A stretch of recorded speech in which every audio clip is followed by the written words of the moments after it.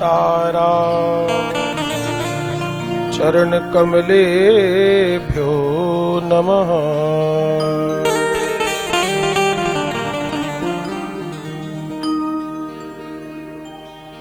वर्णानामृत संघानाम रसानाम छंदसामपि मंगलानाम च कर्तारो वंदे वाणी विनायको। अज्ञानतिमिरान्धस्य ज्ञानाञ्जनशलाकया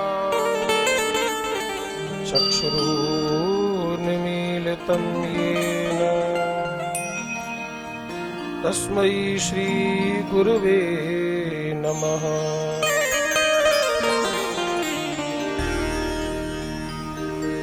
ओम नमः परमहंसास्वादित चरण कमल चिन्मकरंदाय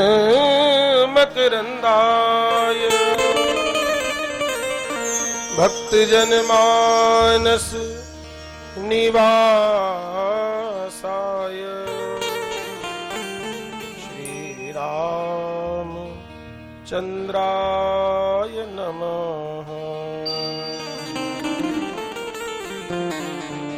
वागीशायस्य वदने लक्ष्मीर्यक्ष च वक्षसि यस्यास्ते हृदये संविद तं नृसिंहमहं भजे। विश्वसर्ग विसर्गादि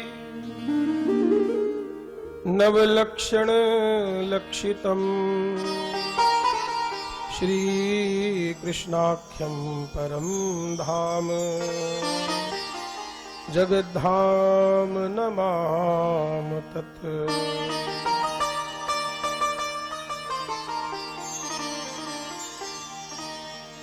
यत्र यत्र रघुनाथ कीर्तनम्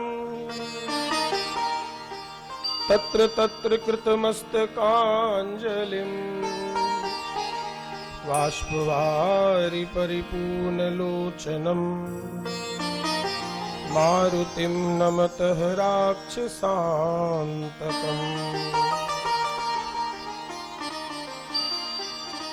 श्री सीतानाथ समारंभा रामानंदार्य मध्यमाम अस्मदाचार्य पर्यन्ताम वंदे गुरु परंपरा।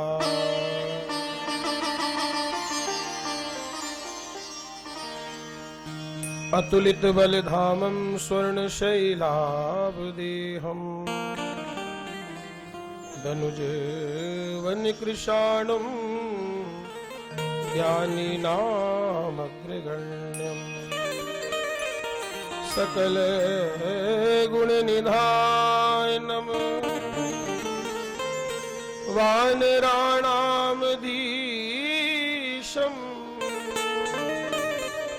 रघुपति प्रिय भक्तम् वातजा तम नमामि।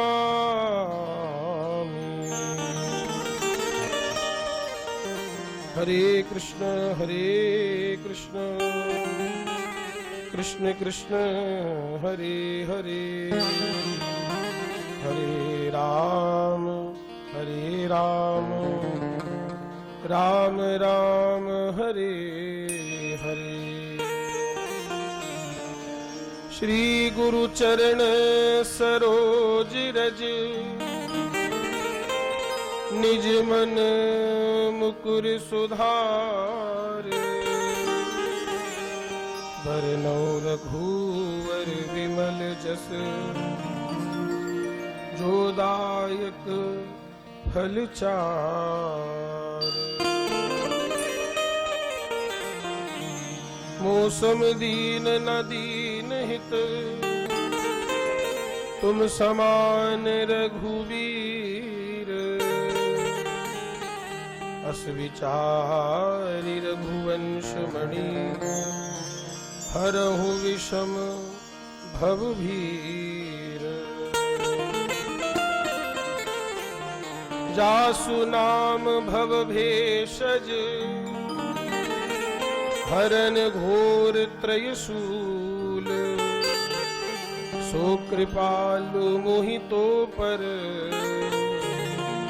सदा रहो अनुकूल।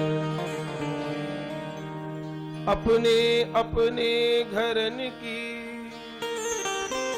सब काहू को पीर।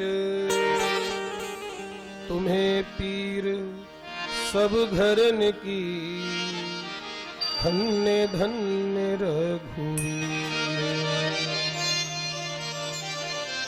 मेरो नहीं कछु आसरो,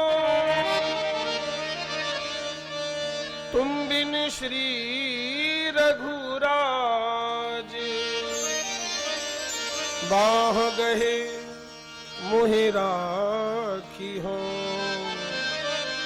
लाज गरीब निवाज। प्रेम से बोलिए श्री सीताराम जी महाराज की, श्री हनुमान जी महाराज की, गौरी शंकर भगवान की, जगत जननी गौ माता की, सत्य सनातन धर्म की, अखिल गोवंश की, श्री घोटे वाले हनुमान जी महाराज की जय।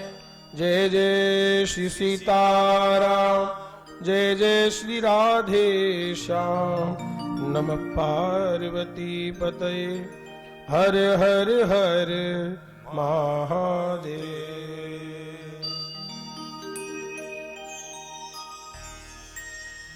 सर्वप्रथम अनंत श्री समलंकृत पूज्य सद्गुरुदेव भगवान के चरणों में प्रणाम करते हुए, जिन प्रभु की पावन अमृतमयी कथा को हम लोग श्रवण करने के लिए एकत्रित हुए हैं, ऐसे प्रभु श्री सीताराम जी के चरणों में प्रणाम करते हुए और भगवान की आराध्या, भगवान की उपास्या जगत जननी मां गौ माता के चरणों में प्रणाम करते हुए और अंत में आप सब हरि भक्तों के प्रति भगवत भाव रखते हुए सभी के प्रति सिया राम में सब जग जानी करहूं प्रणाम जोर जुग पानी का भाव रखते हुए आज इस दिव्याति दिव्य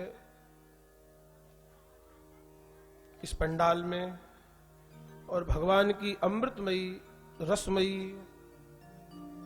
चारु चरितावली का हम लोग गायन श्रवण लाभ प्राप्त करें।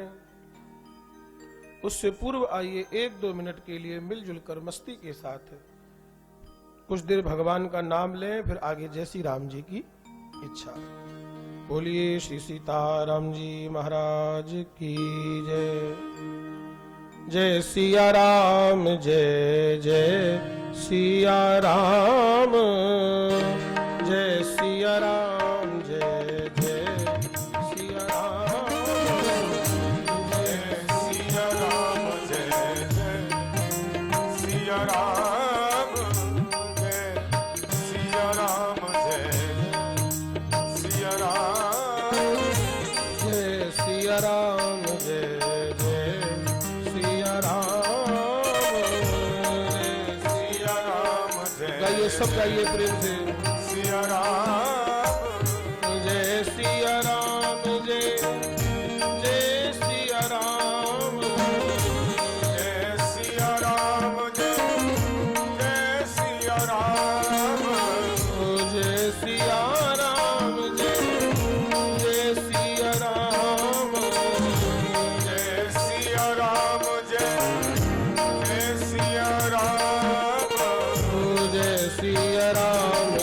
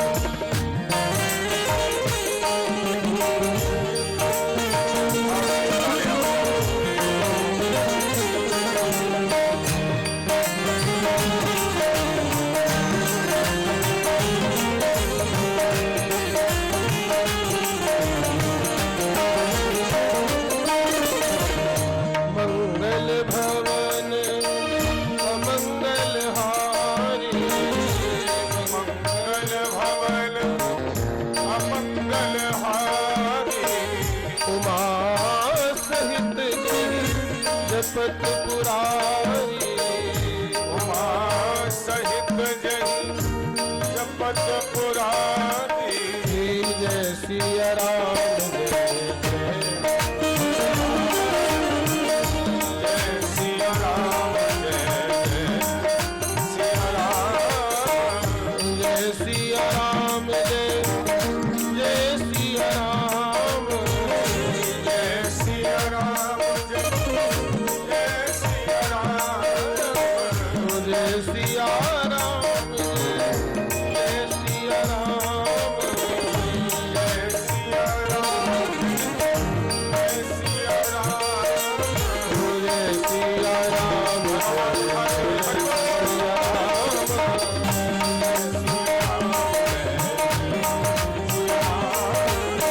जय सिया राम सिया राम।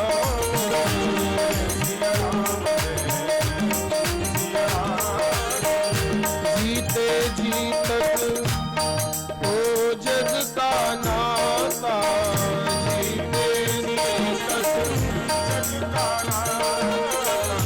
उसके बाद न कोई निभाता।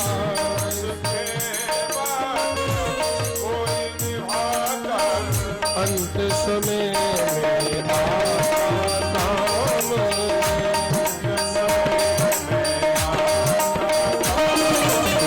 जय सिया राम जय सिया राम।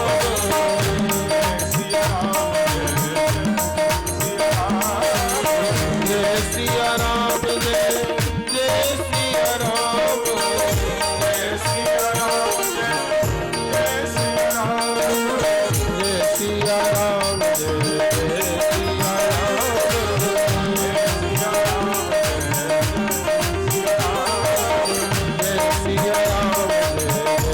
सिया राम।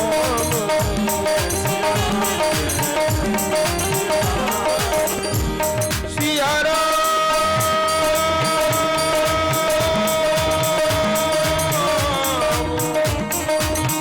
सिया राम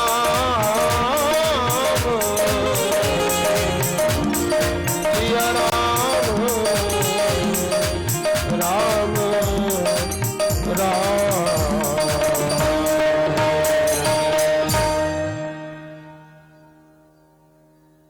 श्री सीताराम जी महाराज की।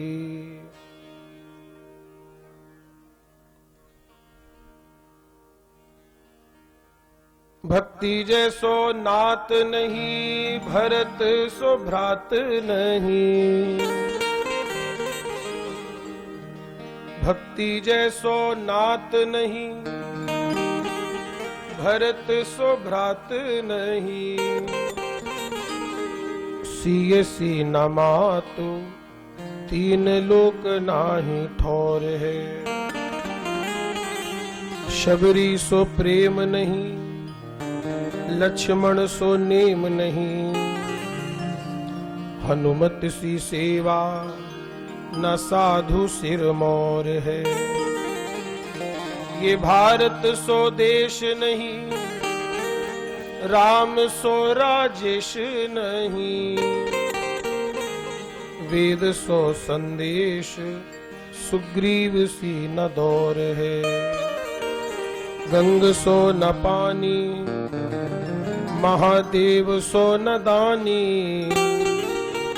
और संत तुलसी की बानी सी न बानी कहूँ और है।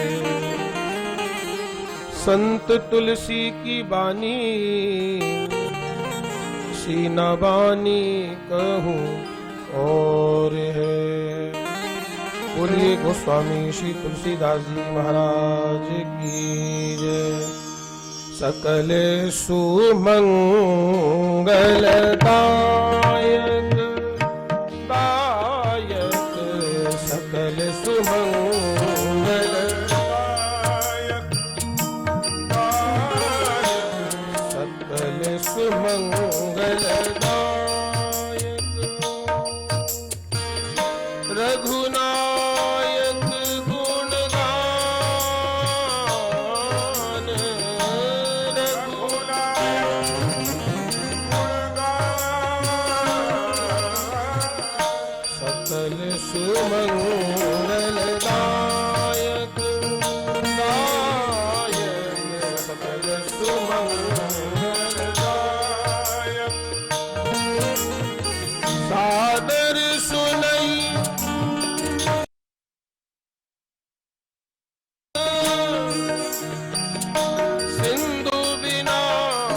कलया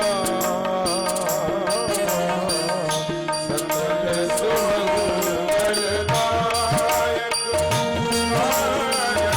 सकल सुमंगलदायक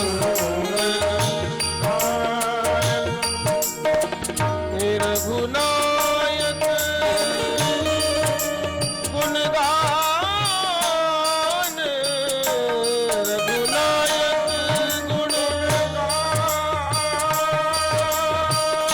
सादर सुनई तरई भव सिंधु बिना जलया सिंधु बिना जल सकल सुमंगल दायक दायक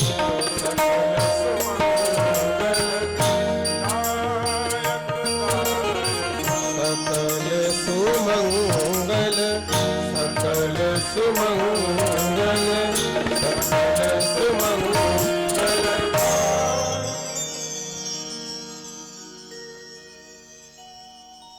अब आप सभी लोग अपने चित्त को एकाग्र करें। बड़े भाव से बड़े प्रेम से हम लोग, ये आगे से बहुत आवाजें आ रही हैं, कृपया आप लोग शांत बैठे हैं। सभी लोग प्रेम से सुने। परम सौभाग्य की बात है, हम लोग परम सौभाग्यशाली हैं। रामचरितमानस के माध्यम से हम लोगों को मानव जीवन का जो सर्वोच्च फल है सत्संग, वो हम लोगों को प्राप्त हो रहा है महाराज। इस राम कथा के माध्यम से हम लोग 9 दिन तक भगवान की चारु चरित्र चरितावली को हम लोग श्रवण करेंगे और कैसे जीवन जीना चाहिए, हमारा जीवन कैसा होना चाहिए महाराज।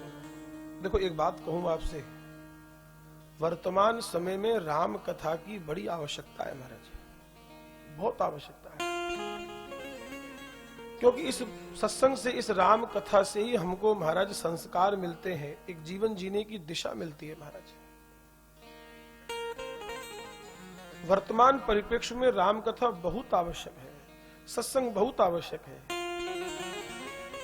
आज के व्यक्ति को ये तो पता है कि जीना है। एक संत ने किसी सज्जन से पूछा, बोले पैसा क्यों कमाते हो, व्यापार क्यों करते हो? बोले जीने के लिए। अच्छी बात है, जीने के लिए करते हैं भाई, दिन रात भाग रहे हैं। बोले संसार में रहना है, जीना है, तो 2 पैसे कमाने हैं। तो भैया पैसा क्यों कमाते हो, रोटी क्यों खाते हो? बोले जीने के लिए। लेकिन जब अगला प्रश्न किया कि जीते क्यों हो, अब इसका उत्तर नहीं है, जीते क्यों है, बस जी रहे हैं, बस जीते हैं, लेकिन क्यों जी रहे हैं ये नहीं पता महाराज। तो एक व्यक्ति कथा की बहुत, सत्संग की बहुत बुराई करता था। बोले क्या सब कथा से कोई लाभ नहीं है, कुछ नहीं है? तो उससे ही पूछा गया, बोले कमाते क्यों हो? बोले जीने के लिए। जीते क्यों हो? बोले पता नहीं। बोले बस क्यों जीते हैं, इसीलिए सत्संग की आवश्यकता है, इसीलिए कथा की आवश्यकता है कि हमारा जीवन क्या होना चाहिए महाराज। तो नारायण, इस वर्तमान समय में राम कथा की बहुत आवश्यकता है।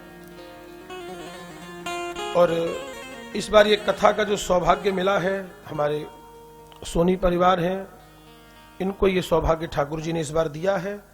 अपने पूज्या माताजी, पूज्य पिताजी के पुण्य स्मृति में ये सोनी परिवार ने प्रायोजक बनकर के और सुंदरकांड मित्र मंडल को आयोजक बना करके ये कथा का दिव्य आयोजन इन्होंने यहाँ रखा है महाराज। निश्चित ही भगवान की बड़ी विशेष कृपा है महाराज। तो राम कथा हमारे जीवन का आदर्श है।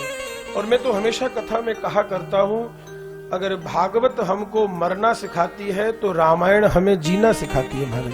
हमें जीना कैसे है महाराज, हम जी तो रहे हैं लेकिन कैसे जिए, ये हमको रामायण सिखाएगी महाराज।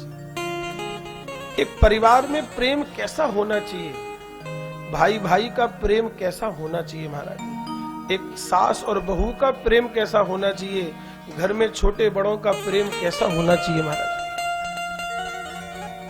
ये हमको राम कथा से सुनने को मिलेगा। एक बात सुनो, देखो भाई भाई का प्रेम कैसा हो महाराज। ये अयोध्या का राज्य किसको मिला था? दशरथ जी महाराज ने अयोध्या का राज्य राम जी को देना चाहा। श्रवण समीप भये सित केसा, मनहु जरठपन अस उपदेशा।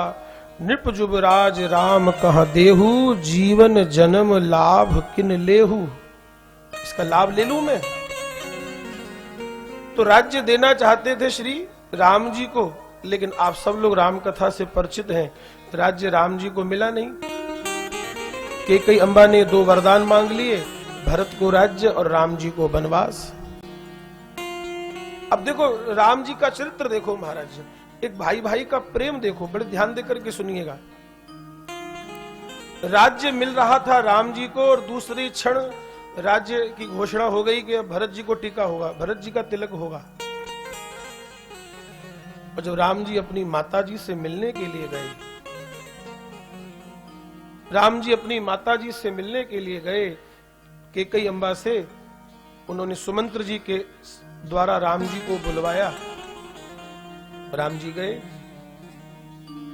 जब पिताजी को अस्वस्थ देखा, दशरथ जी महाराज को अस्वस्थ देखा, अचेत पड़े हैं, स्वस्थ नहीं है, तो पूछा मां पिताजी को क्या हो गया? बोले इन्हें एक बीमारी लगी है। कौन सी बीमारी है वो? इनको सबसे बड़ी बीमारी ये लगी है कि ये तुमसे बहुत प्रेम करते हैं। सुनहु राम सब कारण एहू, राजहि तुम पर बहुत सनेहु। ये तुमसे बहुत प्रेम करते हैं, यही इनको बीमारी पकड़ी हुई है। मां क्या बात हो गई, क्या बात है, मुझे बताओ, आप मेरे लायक कोई सेवा बताओ। मेरे 2 वरदान थे, वो मैंने इनसे आज मांग लिए। भरत को राज्य मांग लिया और तुम्हारे लिए 14 वर्ष का वनवास मांग लिया। बोलो भाई, अगर आजकल का लड़का होता तो क्या कहता? बोलो भाई,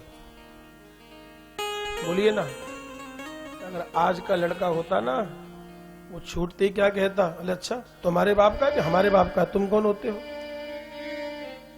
लेकिन धन्य है मेरे राम जी महाराज। राम जी क्या बोले अपनी माता जी से? मां बेटा तो वही बड़भागी होता है जो अपने माता पिता के वचनों का पालन करे। मां देखो, आहा, भरत प्राण प्रिय पावहि राजू, मेरा प्राण प्रिय भरत राज्य पाएगा, इससे बढ़कर के मेरे लिए और क्या सौभाग्य है।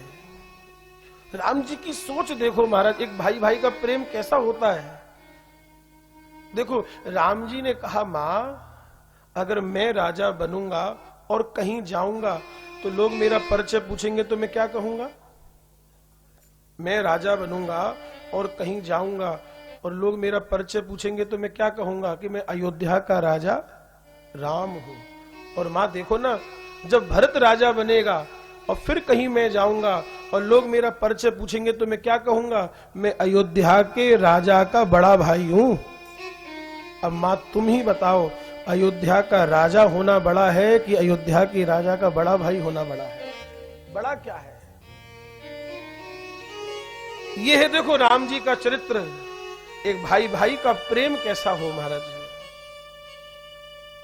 एक दूसरे के प्रति क्या भाव है महाराज। आज वो भाव नहीं दिखता महाराज। परिवारों में संस्कार विहीन हो चुके हैं। आज के माँ बाप अपने बच्चे को कार तो देते हैं, सबके घर में कार है महाराज, एक नहीं 4-4 कार होंगी, जितने लड़के हैं उतने कार हैं घर में, सबको अलग अलग चाहिए महाराज। कार सबके पास है, माँ बाप ने बच्चों को कार तो दे रखी है, लेकिन कमी किस में रह गई महाराज? संस्कार में कमी रह गई महाराज।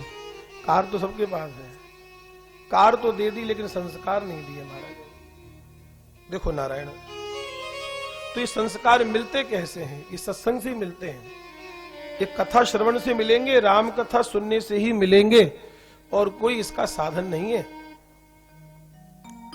तो नारायण, इसलिए वर्तमान परिप्रेक्ष्य में ये सत्संग की बहुत आवश्यकता है, ये कथा की बहुत आवश्यकता है महाराज, सत्संग की बहुत आवश्यकता है। तो हम लोग परम सौभाग्यशाली हैं जो इस राम कथा के माध्यम से हम लोग आनंद लेने के लिए आए हैं महाराज। और इस बार जो मैंने चर्चा का विषय रखा है वो यही रखा है, सकल सुमंगल दायक रघुनायक गुणगान सादर सुनहि ते तरहि भव सिंधु बिना जलयान। वैसे इस दोहे को सुनकर के तो आप समझ गए कहां का दोहा है ये अपने मित्र मंडल का ही दोहा है हमारे सुंदरकांड मित्र मंडल का, अपने सुंदरकांड का ही दोहा है महाराज। ये अंतिम दोहा है सुंदरकांड का अंतिम दोहा, सकल सुमंगल दायक रघुनायक गुणगान सादर सुनहि ते तरहि भव सिंधु ना जलया। अब 9 दिन तक इसी पर हम लोग चर्चा करेंगे, सकल सुमंगल दायक। अब इसका थोड़ा भावार्थ और समझ लें।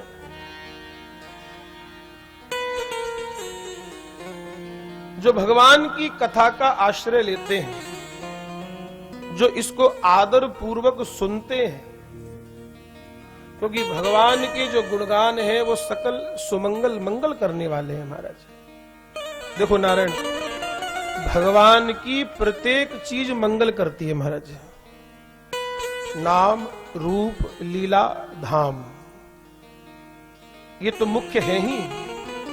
भगवान से संबंधित कोई भी चीज है महाराज वो मंगल करेगी, अमंगल नहीं कर सकती महाराज, ये तो निश्चित है। भगवान की कथा मंगल करती है, भगवान के संत मंगल करते हैं, भगवान का नाम मंगल करने वाला है, और बड़ा ही स्पष्ट लिखा हुआ है महाराज। मंगल भवन अमंगल हारी द्रवहु सुदशरथ अजिर बिहारी। ये भगवान का नाम मंगल करने वाला है, भगवान का रूप भी मंगल करने वाला है। देखत बन सरसैल सुहाए वाल्मीकि आश्रम प्रभु आए, वाल्मीकि मन आनंद भारी और मंगल मूर्ति रूप निहारी। भगवान मंगल की मूर्ति है, भगवान का रूप भी मंगल करने वाला है, भगवान का धाम भी मंगल करता है, भगवान की कथा भी मंगल करती है। अरे महाराज क्या कहें, भगवान की प्रत्येक चीज मंगल करती है महाराज। यहां तो सब मधुरी मधुर है, अधरम मधुरम वदनम मधुरम, यह सब चीज मधुरी मधुर है महाराज। तो सकल सुमंगल दायक भगवान की जो कथा है, ये जो गुणगान है, ये सब मंगल करने वाले हैं। और हम सब यही तो चाहते हैं कि हमारे जीवन में सदा मंगल ही मंगल हो महाराज। भाई कोई अपने जीवन में अमंगल चाहता है क्या? अमंगल कोई नहीं चाहता महाराज, सब मंगल ही मंगल चाहते हैं। तो सकल सुमंगल, सब प्रकार के मंगलों को देने वाला है ये भगवान का चारु चरित्र। सकल सुमंगल दायक रघुनायक गुणगान, ये भगवान के जो गुणगान हैं, जो हम लोग श्रवण करने के लिए एकत्रित हुए हैं, ये मंगल करने वाले हैं महाराज। रघुनायक गुणगान और सादर सुनहि ते तरहि भव, जो इनको आदर पूर्वक सुनते हैं, प्रेम पूर्वक सुनते हैं, श्रद्धा पूर्वक सुनते हैं।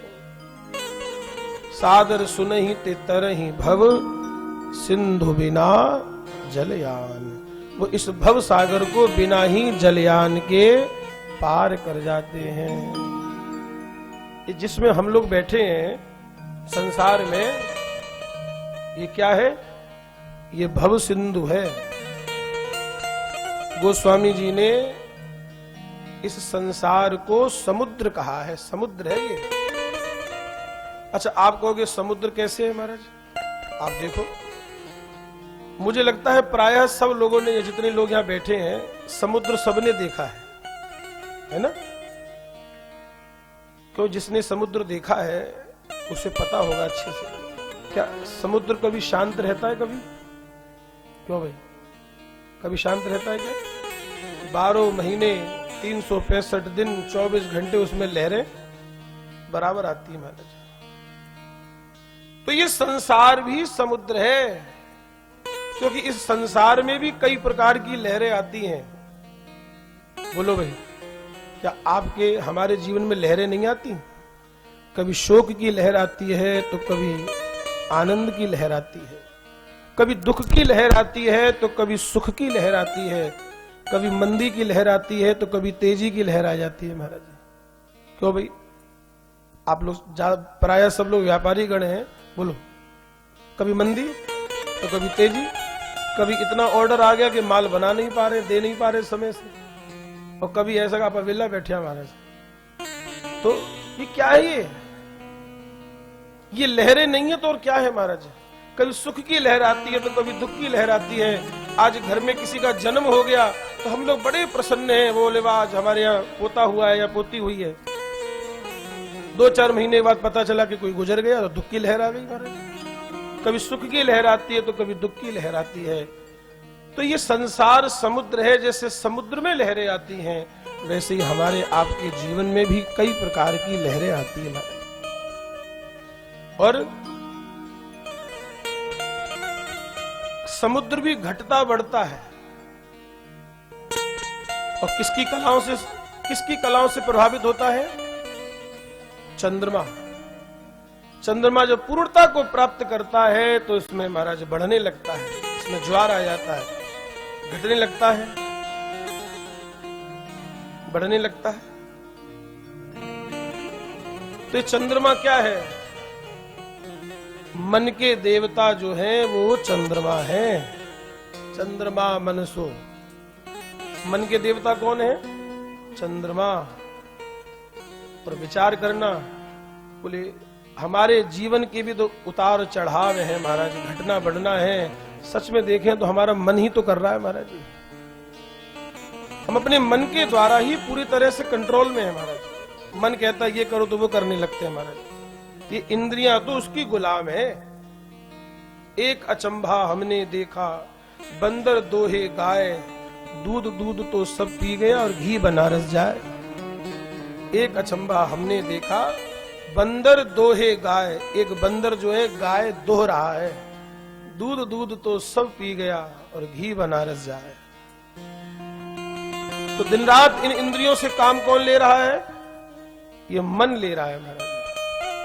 तो जैसे समुद्र घटता बढ़ता है चंद्रमा की वजह से, तो हमारे जीवन का भी ये उतार चढ़ाव हमारा मन ही है महाराज।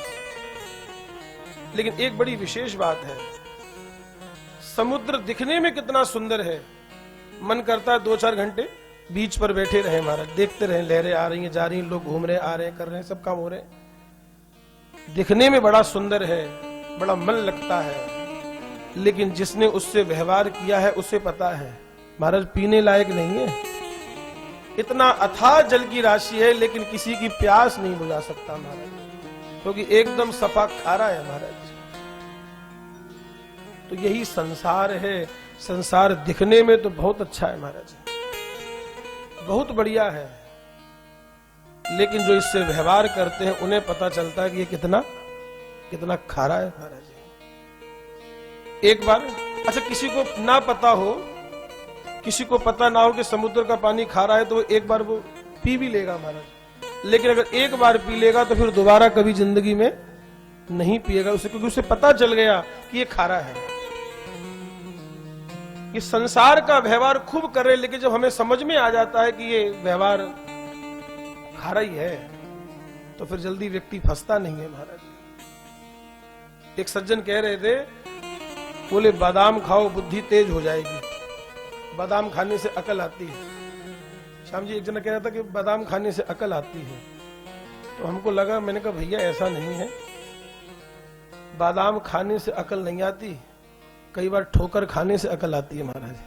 जब व्यक्ति ठोकर खा लेता है ना, अकल तब आती है महाराज, बादाम खाने से अकल थोड़ी आती है। जब संसार में हम लोग ठोकर खा लेते हैं ना 1-2 बार, इसलिए मुझे एक वो शायरी बड़ी प्यारी लगती है महाराज कि इस जहां में हमें कोई प्यार के काबिल नहीं मिलता, इस जहां में हमें कोई प्यार के काबिल नहीं मिलता, तो किसी से दिल नहीं मिलता तो कोई दिल से नहीं मिलता महाराज। इसलिए अगर प्यार करने लायक है तो हमारे ठाकुर जी हैं महाराज। तो संसार का संबंध दिखने में बड़ा सुंदर है लेकिन बड़ा खारा है महाराज। लेकिन जो इन भगवान की कथाओं का आश्रय करते हैं वो सहज ही भव सागर से पार हो जाते हैं। सादर सुनहि ते तरहि भव सिंधु बिना जल यान। बिना ही जलयान के, किसी जहाज की आवश्यकता नहीं है, वो बिना ही जहाज के पार हो जाते हैं। अब देखो ना, अब रामायण की बात करें, रामचरितमानस की, तो दो जने इधर से उधर हुए महाराज, समुद्र पार किया। किस किसने किया? एक तो हनुमान जी महाराज ने किया। क्यों भाई, सुंदरकांड पढ़ते हैं ना, हनुमान जी महाराज समुद्र पार करके लंका में गए, और उधर से कौन आया? बोलिए ना, विभीषण जी महाराज आए हैं। इधर से हनुमान जी गए, उधर से विभीषण जी आए। और हनुमान जी कैसे गए? देखो एक बात कहूं आपसे, हम जैसे पथिकों को, हम जैसे राहगीरों को समुद्र पार करने के लिए किसी जलयान की आवश्यकता पड़ेगी, लेकिन हनुमान जी को किसी जलयान की आवश्यकता नहीं पड़ी। क्यों भैया? पथिकों को आवश्यकता पड़ती है, जलयान को पार करने के लिए किसी जलयान की आवश्यकता नहीं पड़ती। अब आप कहोगे क्या हनुमान जी जलयान है? हाँ, हनुमान जी जहाज हैं, हनुमान जी जलयान हैं। आप कहोगे हमने तो कभी पढ़ा नहीं कि हनुमान जी जहाज हैं। हनुमान जी, हाँ महाराज, इसी सुंदरकांड में लिखा है कि हनुमान जी महाराज जहाज हैं, हनुमान जी जलयान हैं। इसलिए हनुमान जी को किसी जहाज की आवश्यकता नहीं पड़ी, क्योंकि वो तो खुद ही जहाज हैं। बाबा जी ने मानस में लिखा है, हो बूढ़त भी रहे जलदी हनुमान, बूढ़त भी रहे जलदी हनुमान, भयहु तात मोह जलयाना, भयहु तात मोह जलयाना,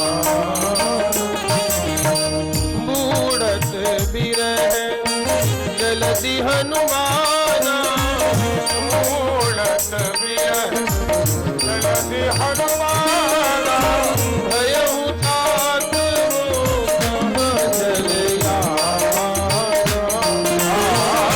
भयहु तात मोह जलयाना।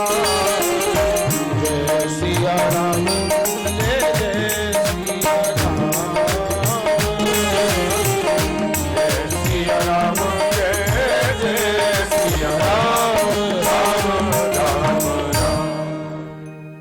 हनुमान जी तो खुद जहाज है। सीता मैया ने खुद कहा है, बूढ़त बिरह जलदी हनुमाना, और भयउ तात मोह कह जल जाना, कि तुम मेरे लिए जहाज बन करके आए हो। तो भैया यही बात हम लोग समझें कि जो भगवान की कथा का आश्रय लेते हैं वो सहज ही भव सागर से पार हो जाते हैं, हमारे सहज पार हो जाते हैं। और पार होने के लिए ही आए हैं, फंसने के लिए नहीं आए। यहां हमको पार होना है, फंसना नहीं है महाराज। भव सागर चह पार जो पावा, तो राम कथा ता कह दृढ़ नावा, उसके लिए राम कथा नौका है। तो नारायण आइए इन भगवान के चारों चरित्र जो मंगल करने वाले हैं, ऐसे ठाकुर जी की शरण में हम लोग चलें, राम जी की शरण में हम लोग चलें और रामचरितमानस को प्रारंभ करें, मंगलाचरण करें। जिस प्रकार से गोस्वामी श्री तुलसीदास जी ने मंगलाचरण किया है, उसी क्रम में हम लोग भी निभाते हुए और मंगलाचरण को प्रारंभ करें। सबसे पहला रामचरितमानस का श्लोक, जिसमें वाणी और विनायक की वंदना की गई है महाराज जी। वर्णानाम अर्थ संघानाम रसानाम छंद सामपि मंगलानाम चकर्तारो वंदे वाणी विनायको।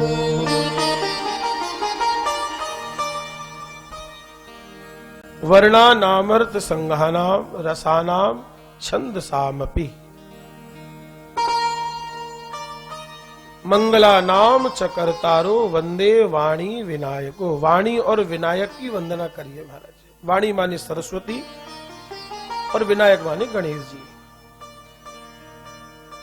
तो किसी ने गोस्वामी जी से पूछा कि आपको लिखना चाहिए विनायक और वाणी, और आपने लिखा वाणी विनायक को, तो सबसे पहले सरस्वती जी की वंदना क्यों करी, गणेश जी की करनी चाहिए।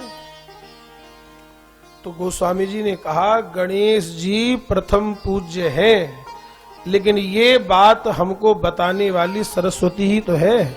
अगर सरस्वती ना हो तो हमको ये ज्ञान कहां से होगा कि गणेश जी प्रथम पूज्य हैं।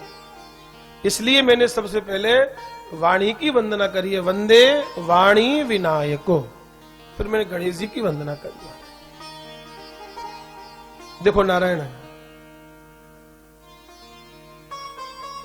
गणेश जी की आराधना तो हम लोग भी करते हैं, लेकिन एक वैष्णव को, एक साधक को किसी देवता की आराधना करनी हो तो कैसे करनी चाहिए महाराज। ये बात बहुत समझने की है। देवताओं की आराधना तो हम लोग भी करते हैं। दिवाली का समय आता है तो सभी लोग लक्ष्मी जी का, गणेश जी का पूजन करते हैं। गणेश चतुर्थी आती है तो खूब हम लोग धूमधाम से मनाते हैं, और जो भी पर्व आते जाते हैं हम खूब बड़े धूमधाम से सब लोग मनाते हैं उसको, और मनाना भी चाहिए। लेकिन मांगे क्या, प्रायः हम लोग क्या मांग लेते हैं। अब देखो एक छोटा सा उदाहरण दूं मैं आपको। हम लोग गणेश जी की वंदना करते हैं तो क्या गाते हैं, हमको सिर्फ गणेश जी की वंदना क्या समझ में आती है, जय गणेश जय गणेश जय गणेश देवा, माता जाकी पार्वती पिता महादेवा, अंधन को आंख देत कौड़िन को काया, बांझन को पुत्र देत निर्धन को माया। हमने गणेश जी को सिर्फ इतना ही समझा कि अंधों को आंख दे दो, कौड़ियों को काया दे दो, धनहीन को धन दे दो, बांझों को पुत्र दे दो। क्या यही काम है गणेश जी का क्या? तो एक गृहस्थ, एक साधारण व्यक्ति जब किसी देवता की आराधना करता है तो उसके शब्द क्या होते हैं, और कोई साधक, कोई वैष्णव, कोई आध्यात्म जगत से जुड़ा हुआ गहरा व्यक्ति जब किसी देवी देवता की आराधना करता है तो वो क्या मांगता है महाराज। दोनों की मांग में फर्क है। एक साधारण व्यक्ति वो यही मांगता है, अंधों को आंख दे दो, कौड़ी को काया दे दो, बांझों को पुत्र दे दो, ये दे दो, फलाना दे दो, ये दे दो, ये कर दो, ये मांगते रहते हैं। लेकिन यही गोस्वामी तुलसीदास जी महाराज जब विनय पत्रिका में गणेश जी की वंदना करते हैं तो यही मांगते हैं कि हे गणेश जी आप ऐसी कृपा करो कि मेरे हृदय में आकर के भगवान श्री सीताराम जी बैठ जाएं। मांगत तुलसीदास कर जोरे, बसहु राम सिय मानस मोरे। भगवान की कृपा मिले। देखो हम लोग भागवत की कथा भी सुनते हैं, प्राय श्रवण करते रहते हैं। भागवत में कथा आती है 10वें स्कंद में कि इन ब्रज की कुमारिकाओं ने कात्यायनी माता का व्रत किया हेमंत ऋतु में। कुल मिलाकर के 6 ऋतु होती हैं और 2-2 महीने की ऋतु होती है महाराज जी। तो हेमंत ऋतु में महाराज इन्होंने कात्यायनी माता का व्रत किया और क्या मांगा, कात्यायनी महामाये महायोगिन धीश्वरी नंद गोप सुतम देवीम पतिम में कुरते नमः। क्या मांगती हैं, हे कात्यायनी मैया, हे देवी जी, ये जो नंद के कुमार हैं वो हमारे पति हो जाएं। यानी कि भगवान से क्या मांगा, भगवान से भगवान को ही मांग लो महाराज। जब परमात्मा से परमात्मा को ही मांग लोगे तो फिर और कुछ मांगने की आवश्यकता रहेगी नहीं महाराज। हमने अपने महाराज जी के मुंह से कथा सुनी थी महाराज। हमारे महाराज जी हमको सुनाया करते थे, हमको अभी तक याद है अच्छे से महाराज। बड़ा प्यारी बात बताते थे। बोले एक राजा ने एक बार एक एग्जीबिशन लगाई, एक नुमाइश लगाई, एक मेला लगाया, एक एग्जीबिशन लगाई, और उसमें क्या नियम था रख दिया, बोले जो व्यक्ति जिस पर हाथ रख देगा वो उसकी हो जाएगी। कोई भी एक व्यक्ति एक वस्तु ले सकता है, जिस पर हाथ रख दोगे उसको फ्री में दी जाएगी, मुफ्त में दी जाएगी। अब मुफ्त में मिले तो महाराज लोग मिट्टी ना छोड़े महाराज। फ्री में तो सब चीज आदमी लेने को तैयार है ना। तो सब लोग पहुंच गए महाराज। किसी ने किसी पे हाथ रखा, किसी ने किसी पे हाथ रखा, किसी ने कपड़ा ले लिया, किसी ने गहना ले लिया, किसी ने कुछ ले लिया, किसी ने कुछ ले लिया, लेकिन वहां पर एक छोटी बच्ची भी थी महाराज, और राजा वहीं घूम रहा था, तो उसने किसी वस्तु पर हाथ नहीं रखा, उसने जाकर के महाराज राजा के सिर पे ही हाथ रख दिया, बोले मुझे तो राजा चाहिए।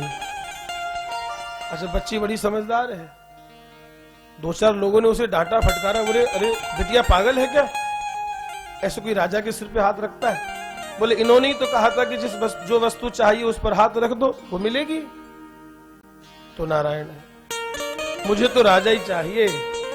अब इससे बात क्या समझ में आई? देखो, सबको तो एक एक वस्तु मिली, लेकिन उसने राजा को पकड़ लिया, तो अब राजा का जितनी संपत्ति है वो ऑटोमेटिक उसकी हो गई महाराज, सब कुछ उसकी हो गई। तो भैया ये एक एक चीज ठाकुर जी से मांगने से अच्छा है कि भगवान से भगवान को ही मांग लो, तो सब कुछ ही आपका अपने आप हो जाएगा महाराज, सब कुछ अपना हो जाएगा। देखो, प्रहलाद जी ने भगवान से यही कहा, भगवान ने बहुत आग्रह किया, भगवान आग्रह कर रहे हैं कि प्रहलाद कुछ मांग लो मुझसे, लेकिन प्रहलाद जी ने कहा प्रभु मैं समझ गया, अभी कहीं ना कहीं मेरे अंदर कामना का बीज है, इसलिए आप मुझसे मांगने के लिए कह रहे हो, अगर बीज ना होता तो आप कहते नहीं। प्रभु अगर देना ही चाहते हो तो यही दे दो कि मेरे हृदय में जो भी कामना का बीज है वो समूल नष्ट हो जाए, तो मैं आपसे कभी कुछ मांगू ही नहीं। प्रहलाद जी को गोद में बिठा लिया भगवान ने, और कह रहे हैं कुछ मांग लो, मेरा मन रखने के लिए मांग लो। तब प्रहलाद जी ने अंत में एक बात कही, प्रहलाद जी ने कहा प्रभु ये बताओ कि आपका है क्या? क्या मतलब? बोले प्रभु मैं आपकी गोद में बैठ गया तो मैं आपका कौन हो गया? अगर मैं आपकी गोद में बैठ गया तो मैं आपका कौन हुआ? बोलिए ना। जो लाड करते हैं तो बच्चे को गोद में बिठा लेते हैं, लाड करते हैं, खूब प्रेम करते हैं। बोले मैं आपकी गोद में बैठ गया तो मैं आपका कौन हो गया? पुत्र, और आप हो गए मेरे पिता।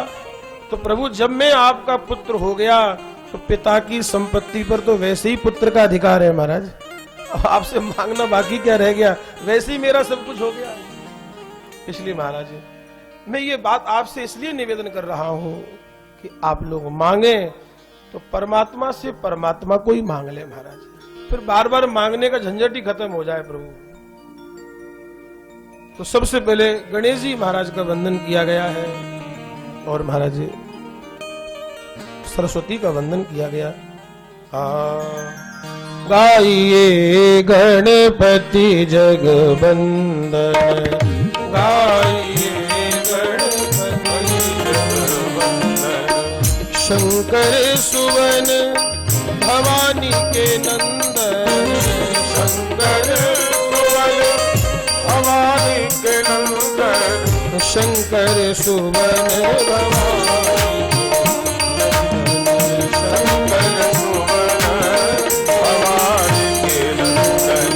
मोदक प्रिय मुद मंगल दाता, मोदक प्रिय मुद मंगल दाता, विद्यावारिधि गुण ज्ञाता, विद्यावारिधि गुण ज्ञाता, जय सिया राम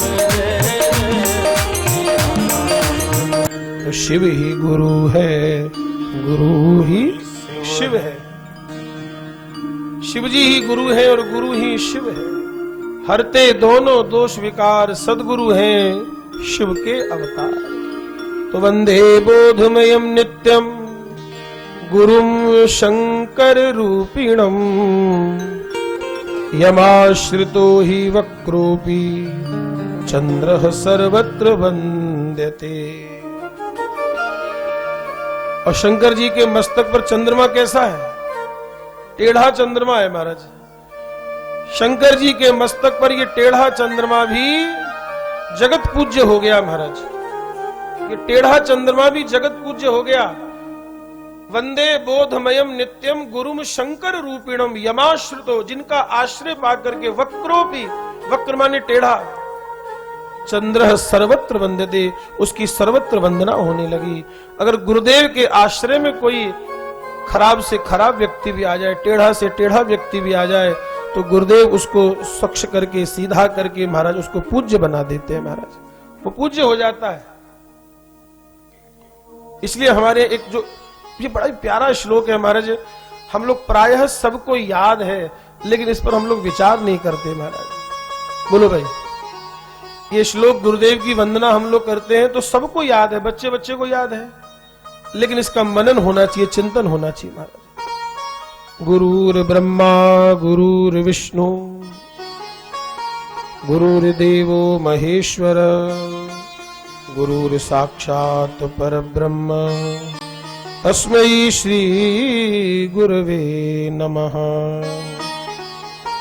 अच्छा, गुरुजी ब्रह्मा क्यों है? कहा गुरुदेव ब्रह्मा है।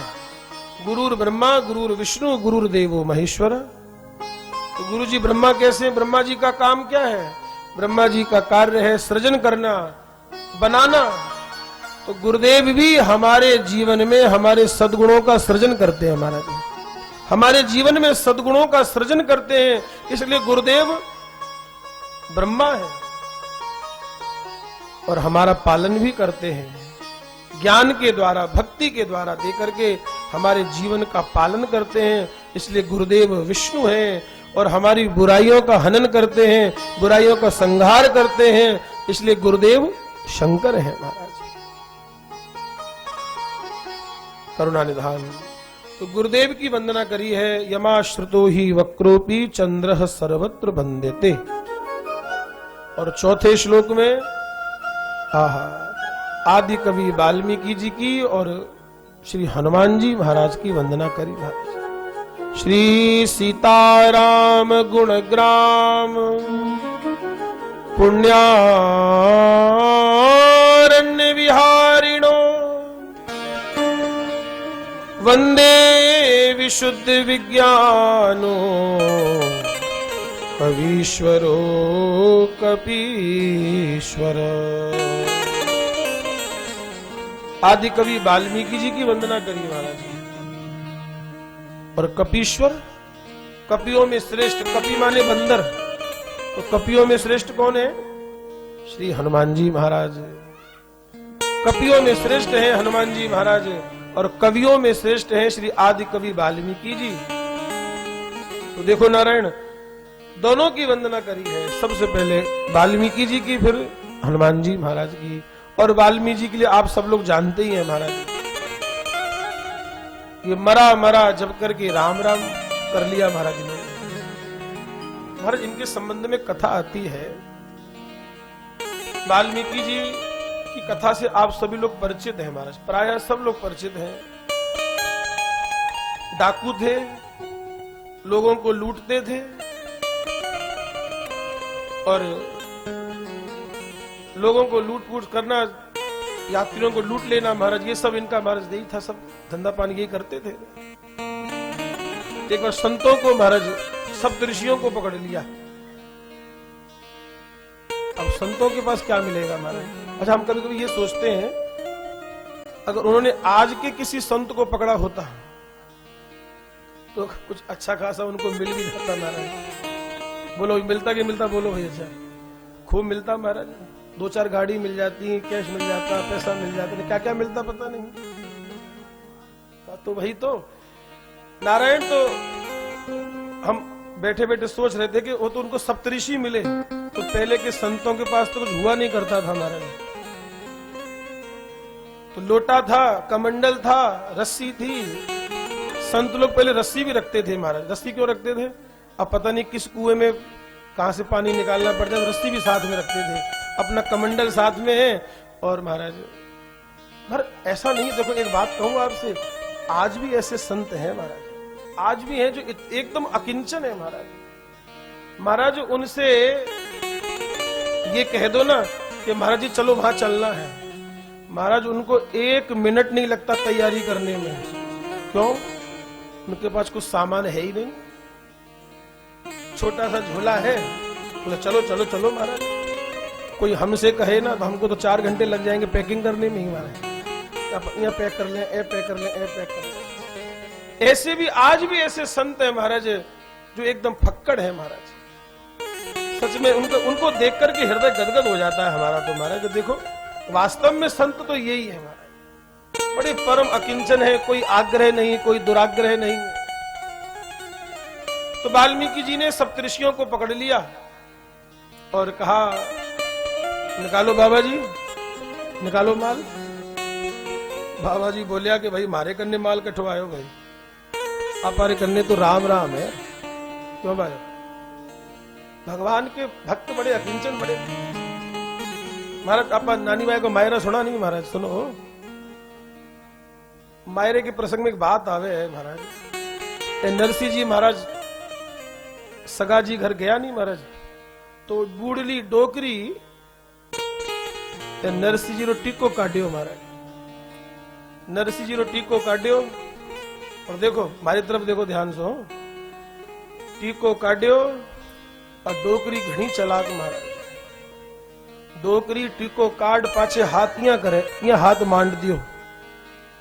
अब नरसिंह जी समझी को नहीं क्यों करे है, तो एक हाथ से इशारा करे है, नरसिंह जी दो भाई, नेक दो, टीको काटियो नेक दो।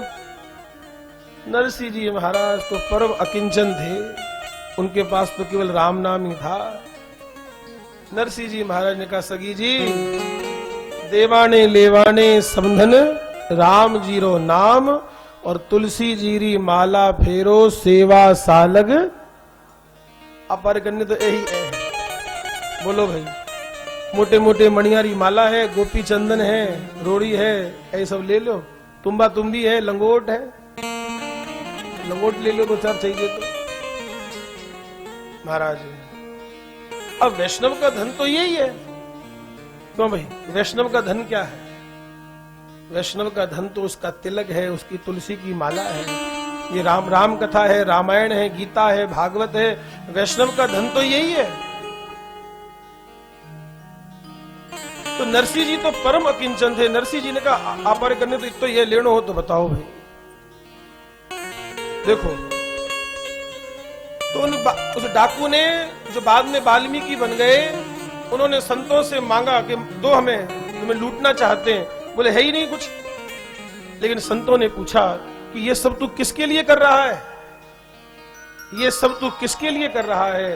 बोले अपने परिवार के लिए। बोले मार काट, ये सब इतना पाप की कमाई कर रहा है, क्या तेरे घर वाले साथ देंगे इसमें? बोले बिल्कुल देंगे, क्यों नहीं देंगे, एकदम बिल्कुल देंगे। अच्छा जा पूछ क्या? बोले हाँ बाबूजी माने, क्या समझोगे? मैं पूछण जाऊं थे, यहाँ लारे से भाग जाऊं। बोला आप भागा को नहीं, आप आठे यहाँ, तो पूछ क्या? वो घरे गया महाराज, से ने पूछे, पिताजी ने पूछे, माताजी ने पूछे, घरवाली ने पूछे, बच्चा ने पूछे। महाराज थे सब जानो ही हो, ए महाराज से नट गया महाराज। बोले मैं थारे पाप में शामिल को नहीं होला। अब रोता रोता महाराज आया, सप्तऋषियों के चरणों में गिरा। बोले महाराज मेरे पाप में तो कोई शामिल होने को राजी नहीं है, अब मेरा कल्याण कैसे होगा? मैंने तो बहुत पाप की कमाई कर ली। बोले राम राम कर सके है?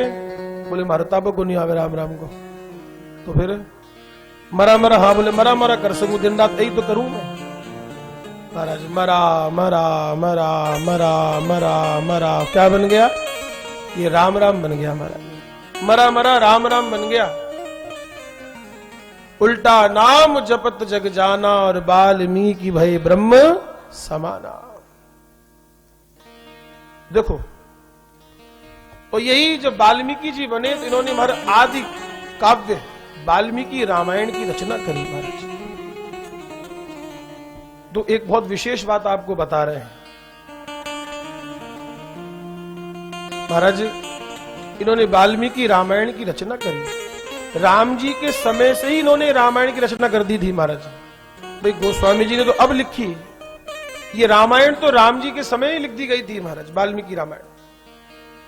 देखो हमारे पूज्य महाराज जी बताते हैं, वाल्मीकि जी ने रामायण लिखी, उस समय हनुमान जी ने भी एक रामायण लिखी थी महाराज। किस समय लिखी? जब राम जी ने सीता जी को वाल्मीकि जी के आश्रम पर भेज दिया। देखो राम जी को तो एक बार वनवास हुआ, लेकिन सीता जी को तो दो दो बार वनवास हो गया महाराज। जब राम जी ने सीता जी को वाल्मीकि जी के आश्रम पर रखा तो उस समय हनुमान जी महाराज किशोरी जी के विरह में बहुत दुखी रहते थे, क्योंकि भगवान भी दुखी रहते थे और भगवान को दुखी देख करके हनुमान जी भी थोड़े उदास हो जाते थे महाराज। तो रोज हनुमान जी क्या करते थे, संध्या काल के समय समुद्र किनारे चले जाते थे।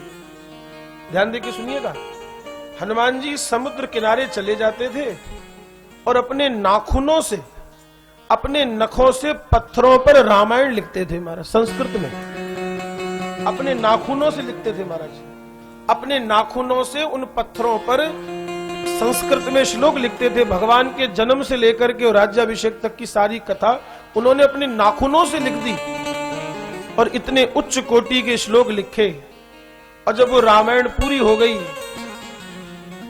उसको वाल्मीकि जी को पढ़ाया और वाल्मीकि जी ने जब वो पत्थर की रामायण पढ़ी, जो पत्थरों पे लिखी हुई रामायण पढ़ी, बहुत गदगद हुए, बहुत प्रसन्न हुए।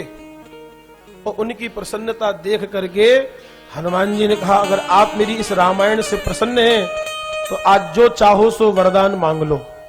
मांग लो, क्या मांगना है? तो जानते हो वाल्मीकि जी ने क्या मांगा?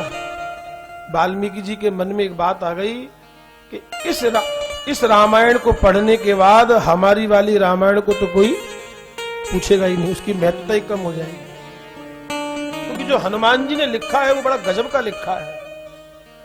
तो जानते हो नारायण वाल्मीकि जी ने क्या मांग लिया? वाल्मीकि जी ने कहा, अगर हनुमान जी आप मुझ पर प्रसन्न हैं तो आपने जो पत्थर पे रामायण लिखी है, ये सारे पत्थर आप समुद्र में फेंक दो, आप फेंक दो समुद्र में। अब हनुमान जी वचन दे चुके थे कि जो मांगोगे सो दूंगा। हनुमान जी ने कहा, वाल्मीकि जी आपने ये कलयुग के जीव जैसा व्यवहार किया है, जैसे कलयुगी जीव होता है ना, वैसा व्यवहार कर रहे हो आप। तो जाओ, मैं आपको श्राप देता हूं। अब देखो, चाहे उसे श्राप कहो चाहे अनुग्रह कहो, क्योंकि मेरा मानना तो यह है कि संतों के श्राप में भी अनुग्रह ही छिपा रहता है महाराज। और क्या बात कह दी वाल्मीकि जी से? बोले, मैं तुम्हें श्राप देता हूं कि तुम्हें कलयुग में दोबारा जन्म लेना पड़ेगा और मैं तुम्हारे द्वारा एक राम जी के चरित्र की रचना करवाऊंगा। तुम्हें दोबारा आना पड़ेगा और राम कथा लिखनी पड़ेगी। और महाराज सच्ची बात यह है कि वही वाल्मीकि जी इस कलिकाल में गोस्वामी श्री तुलसीदास जी बनकर के आए हैं और उन्होंने रामचरितमानस की रचना करी। रामचरितमानस की रचना करी स्वयं हनुमान जी ने कृपा करके इसको लिखवाया है महाराज। देखो, जिस कथा को आप लोग सुनने जा रहे हो ना, ये कोई साधारण कथा नहीं है। ये रामचरितमानस साक्षात इस पर भगवान शंकर के हस्ताक्षर हो रहे हैं, सिग्नेचर हो रहे हैं महाराज, शंकर जी के सिग्नेचर हो रहे हैं। जब गोस्वामी तुलसीदास जी महाराज ने इस रामचरितमानस की रचना करी तो काशी के विद्वानों ने इसको मान्यता नहीं दी महाराज। देखिए, सुनिए, काशी के विद्वानों ने इसको मान्यता नहीं दी। बोले, हमारी देव भाषा जो है वो संस्कृत है और ये क्या लिखा है अवधी भाषा में, ग्राम्य गिरा भाषा में, गवारों वाली भाषा में, इसको हम मान्यता नहीं देंगे। जब किसी तरीके से मान्यता देने को राजी नहीं हुए तो फिर एक शर्त रखी गई कि काशी विश्वनाथ के मंदिर में सबसे नीचे रखा गया रामचरितमानस को और उसके ऊपर वेद, पुराण, शास्त्र, उपनिषद सब रख दिए गए। इतनी लंबी महाराज वो बना दिया सब। उसके नीचे, सबसे नीचे रामचरितमानस, ऊपर सारे वेद, पुराण, शास्त्र। और शर्त क्या रखी गई कि सवेरे सवेरे लाखों लोगों के सामने मंदिर जब खोला जाएगा, अगर ये रामचरितमानस सबसे ऊपर आ गई तो इसको मान्यता मिलेगी, अन्यथा मान्यता नहीं मिलेगी। और महाराज आप विश्वास मानिए, सच्ची बात यह है नारायण कि सवेरे जब मंदिर खोला गया बाबा विश्वनाथ का, तो जिस रामचरितमानस को सबसे नीचे रखा गया था वो रामचरितमानस सबसे ऊपर आ गई और उसके ऊपर लिखा हुआ था सत्यम शिवम सुंदरम। लो जी, भगवान शंकर के हस्ताक्षर हो गए महाराज, सिग्नेचर हो गए। और महाराज हस्ताक्षर की तो महिमा है। तो भाई ये बड़े बड़े अधिकारी क्या करते हैं? ये कुछ काम करते हैं? काम तो नीचे वाले करते हैं, ये तो बस चिड़िया सी उड़ाते हैं। इनकी इसी की कीमत है महाराज। बोलो है कि नहीं, बोलो भाई। अच्छा, अधिकारी की तो साइन की कीमत है।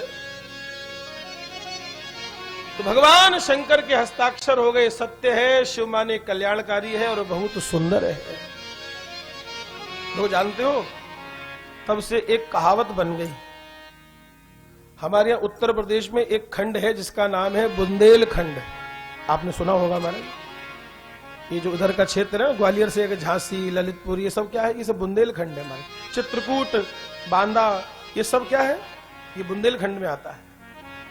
तो जब से गोस्वामी जी ने मानस लिखी और काशी के विद्वान, जो बड़े बड़े दंडी स्वामी, बड़े बड़े विद्वान महाराज, दंडी स्वामी की कुछ नहीं चली और गोस्वामी जी की मानस को मान्यता मिली, तो तब से एक कहावत बुंदेलखंड में बन गई। बोले 100 डंडी और एक बुंदेलखंडी। 100 डंडी का मतलब है कि बड़े बड़े डंडी स्वामी थे, उनकी नहीं चली और बाजी कौन मार के ले गया? एक बुंदेलखंडी मार के ले गया हमारे बाजी। तो 100 डंडी और एक बुंदेलखंडी। देखो भाई, गोस्वामी जी ने रामचरितमानस की रचना करी महाराज जी। और एक बात और मैं आपसे निवेदन करूं, राम जी के जन्म की तिथि और रामचरितमानस के पूर्ण होने की तिथि एक ही है महाराज। नौमी भौम बार मधुमासा और अवधपुरी यह चरित प्रकाशा। नौमी भौम बार मधुमासा, और भगवान के जन्म की तिथि भी यही है। नौमी तिथि मधुमास पुनीता और शुक्ल पक्ष अभिजित हरिप्रीता। तो रामचरितमानस और राम जी के जन्म की तिथि एक है। इससे एक बात समझ में आ गई कि रामचरितमानस में और राम जी में कोई अंतर नहीं है, एक है महाराज जी, एक है। महाराज, हम आपको एक सच्ची घटना सुनाए। देखो, हमारे अयोध्या में एक जगह है विभीषण कुंड। आप लोग प्राय अयोध्या गए होंगे, दर्शन किया होगा। तो वहां पे एक जगह है विभीषण कुंड। बहुत पुरानी बात बता रहे हैं आपको, एक संत के मुंह से हमने सुना था महाराज। एक संत विभीषण कुंड पर स्नान करने के लिए जाते थे और अपना स्नान कर लिया और स्नान करके बस अपना शरीर देह पहुंच ली और अपना अचला बचला लंगोटी लगा करके वही विभीषण कुंड पर बैठ जाते थे और अपनी रामायण को खोलते थे। और उनके पास झोले में रहता था गुड़, और उस गुड़ में थोड़ा सा गुड़ लेते थे और उसके 3 भाग करते थे, 3 भाग। और दूसरे संतों ने अपनी आंखों से देखा कि जैसे ही वो रामायण खोलते थे तो साक्षात उसमें से राम, लक्ष्मण और सीता प्रकट हो जाते थे महाराज। राम, लक्ष्मण, सीता प्रकट हो जाते थे और वो उन तीनों को गुड़ भी 3 भाग किए ना, एक राम जी के लिए, एक किशोरी जी के लिए, एक लक्ष्मण जी के लिए, और उनको भोग लगा करके और पोथी बंद कर देते थे। पढ़ते नहीं थे, पोथी खोली, भोग लगाया, पोथी बंद कर दी, फिर झोले में रख ली। तो एक दिन एक संत ने उनसे पूछा कि महाराज, आप तो पढ़े लिखे भी नहीं हो कुछ, अब आप पोथी पढ़ते भी नहीं हो, पोथी अपने पास में रखते हो और ये गुड़ भी रखते हो, और भगवान आपके सामने प्रकट कैसे हो जाते हैं पोथी में से? तो उनकी आंखों में अश्रु आ गए। उन्होंने कहा, भैया देखो, मैं पढ़ा लिखा नहीं हूं, मैं नहीं जानता रामायण कैसे पढ़ी जाती है, लेकिन हाँ, एक दिन मेरे गुरुजी ने मुझसे कहा था कि बेटा, इस रामायण में साक्षात राम जी हैं, इस रामायण में साक्षात राम जी हैं। बस मैंने वो बात पकड़ ली।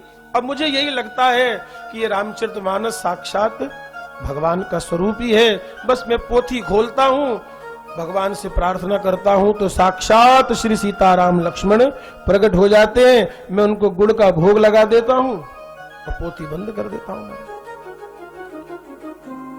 तो आप सभी महाराज समझ लीजिए, सभी सोनी परिवार से कह रहे हैं, आप सब लोग पोथी लेकर के आए हैं ना? शंकर जी पोथी लेकर के नहीं आए हैं, साक्षात राम जी को ही लेकर के आए हैं महाराज। ये पोथी नहीं लाए हो आप राम जी को ही लेकर के आए हो। ये साक्षात सामने जो रखी है, ये केवल पोथी नहीं है महाराज, ये साक्षात राम जी हैं। ये राम है सच, ये भगवान का विग्रह है, ये भगवान का वांगमय विग्रह है। जैसे भागवत भगवान कृष्ण का विग्रह है, ये रामायण जो है ये राम जी का विग्रह है महाराज, राम जी का विग्रह है। इसका सम्मान होना चाहिए। एक बार हमने महाराज जी के मुंह से सुना, ये रामायण बड़ी गजब का ग्रंथ है, बहुत गजब है। एक पिता अपने बच्चे को रोज 5 रुपए पॉकेट मनी देता था महाराज। आजकल बच्चे लेते हैं ना अपने पिता से पॉकेट मनी, स्कूल जाते हैं तो पहले बच्चों को माथा टेकना पड़ता है पॉकेट मनी दे करके, तो जावे को नहीं महाराज।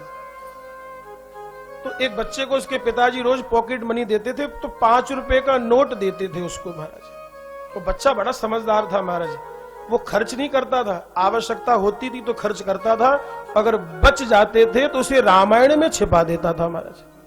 इस रामायण की पोथी में वो 5 का नोट छिपा देता था। एक दिन उसके पिताजी ने उस छिपाते हुए देख लिया, पंडित जी छिपाते हुए देख लिया, तो उसके पिता ने कहा कि बेटा तुम रामायण में पैसे क्यों रखते हो? अगर कोई किसी दिन रामायण पढ़ेगा तो तुम्हारे पैसे निकाल लेगा। उस छोटे से बच्चे ने कहा पिताजी ये आप कैसी बात कर रहे हो, जो रामायण पढ़ेगा वो चोरी करेगा ही कैसे? वो कैसे कर सकता है? जो पढ़ेगा वो चोरी कर लेगा क्या? कभी कर ही नहीं सकता महाराज। ये बड़ा दिव्य ग्रंथ है महाराज, भगवान शंकर के हस्ताक्षर हो रहे हैं, और रामचरितमानस गोस्वामी जी ने हनुमान जी की कृपा से लिखा है महाराज, हनुमान जी की कृपा से लिखा है महाराज। इसमें ऐसे ऐसे मंत्र हैं, ऐसी ऐसी चौपाइयां हैं, ये तो मंत्र हैं। किसी ने सूरदास जी से पूछा कि आप कविता किसकी अच्छी मानते हो? पूछा कि आप कविता किसकी अच्छी मानते हो? तो सूरदास जी ने कहा मेरी कविता बहुत बढ़िया है। अरे बोले ये क्या बात हुई? अपना दही तो हर कोई मीठा कहता है, खट्टा कौन कहता है? अपनी कविता क्यों अच्छी बता रहे हो? तो क्या गोस्वामी जी की कविता अच्छी नहीं है? तो सूरदास जी की आंख में आंसू आ गए। सूरदास जी ने कहा भैया आपने कविता के बारे में पूछा था, तो कविता तो मेरी ही अच्छी है, लेकिन गोस्वामी तुलसीदास जी की कविता नहीं है, गोस्वामी तुलसीदास जी की तो मंत्र है महाराज। ये चौपाइयां कविता नहीं है, साक्षात मंत्र है। मंत्र महामणि विषय व्याल के, और मेटत कठिन कुवंक भाल के। इसलिए नारायण ये रामचरितमानस बड़ा ही दिव्य ग्रंथ है। आप इसका आश्रय कर रहे हैं तो मानो साक्षात राम जी का ही आश्रय कर रहे हैं महाराज, और नित्य पढ़ना चाहिए। हम आपसे निवेदन कर रहे हैं आप अपने नित्य दैनिक अपनी पूजा पाठ में महाराज ज्यादा नहीं तो 1 दोहा ही पढ़ो, लेकिन हनुमान जी की तस्वीर सामने रख करके और उनको 1 दोहा जरूर रामचरितमानस का सुनाया करो महाराज। आपका जीवन ही बदल जाएगा, देख लेना महाराज।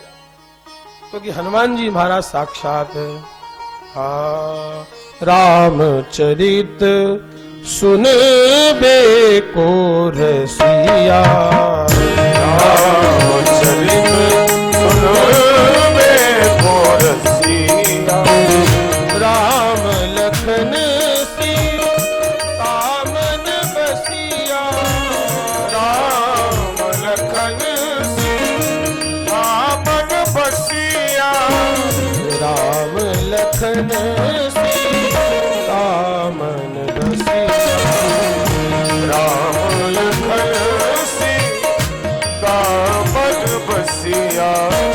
जय सिया राम जय सिया राम जय सिया राम जय सिया राम, जय सिया राम जय जय सिया राम, जय सिया राम जय जय सिया राम, जय सिया राम जय सिया राम जय जय सिया राम। तो नित्य प्रति अपने दैनिक पूजा पाठ में रामायण जी का पाठ करें, इससे हनुमान जी महाराज बहुत जल्दी राजी होते हैं महाराज। तो प्रभु वाल्मीकि जी की वंदना करी और हनुमान जी की वंदना करी है महाराज। मंगल मूरति मारुति नंदन, मंगल मूल मारुति नंदन, आपसे, जितने लोग भी बैठे हैं ना, एक बात बताओ। अच्छा क्यों भाई, यहां नहीं गाओगे तो कहां गाओगे? घर में गाने का मौका है क्या? नहीं है ना? क्यों बताओ, घर में गाने का मौका है क्या? अगर यहां नहीं गाओगे तो कहां गाओगे? इसलिए प्रेम से, भाव से सभी लोग गाइए। प्रभु मंगल मूर्ति मारुति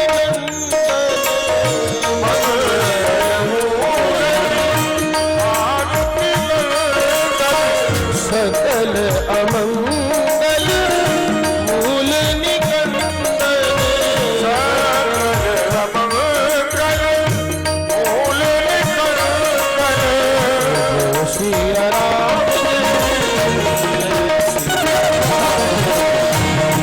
सिया राम, जय सिया राम।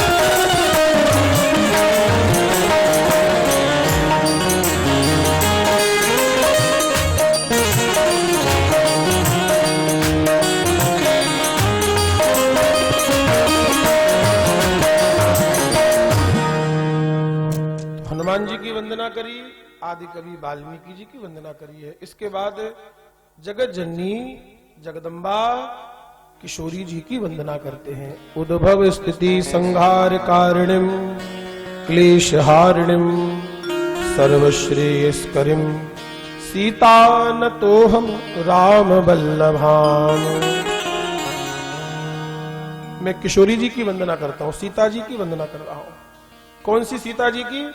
उद्भव स्थिति संहार कारिणीम क्लेश हारिणीम, जो संसार को रचने और पालन और संहार करने वाली है, जो क्लेशों को हरने वाली है। क्लेश हारिणीम सर्वश्रेयस्करीम, जो सबको यश देने वाली है। न तो हम राम वल्लभाम, जो राम जी की प्रिया हैं, मैं उनको प्रणाम कर रहा हूं। और बड़ी प्रसिद्ध चौपाई है सीता जी के लिए। गोस्वामी जी उनसे क्या मांगते हैं? जनक सुता जग जननी जानकी, और अतिशय प्रिय करुणा निधान की, ताके जुगपद कमल मनाऊं, और जासु कृपा निर्मल मति पाऊं। सीता जी की वंदना करते हैं, और सीता जी की वंदना करने के पश्चात फिर राम जी की वंदना करते हैं। और क्या कहा? भगवान सबके भीतर है लेकिन सबसे अलग है। जैसे रस्सी में सर्प का भ्रम हो जाता है, वैसे ही भगवान की माया के कारण सभी लोग बड़े ही भ्रमित हैं महाराज। अच्छा आपको एक बात देखो बताऊं मैं, रस्सी में सर्प का भ्रम कब होगा, या सर्प में रस्सी का भ्रम कब होगा?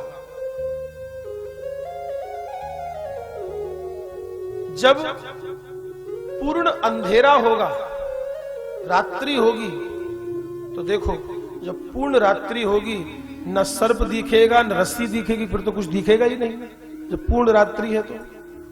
और पूर्ण सवेरा हो जाएगा तो रस्सी रस्सी दिखेगी, सर्प सर्प दिखेगा। लेकिन ये भ्रम की स्थिति कब बनती है? ना अंधेरा है ना उजाला है, उस समय ये भ्रम की स्थिति बन जाती है। उसी समय रस्सी में सर्प का भ्रम हो जाता है, या रस्सी में सर्प का, सर्प में रस्सी का। तो जैसे सर्प में रस्सी में सर्प का भ्रम हो जाता है, वैसे ही आपकी माया से सभी लोग मोहित हो रहे हैं। आप सबके भीतर हैं लेकिन सबसे अलग हैं।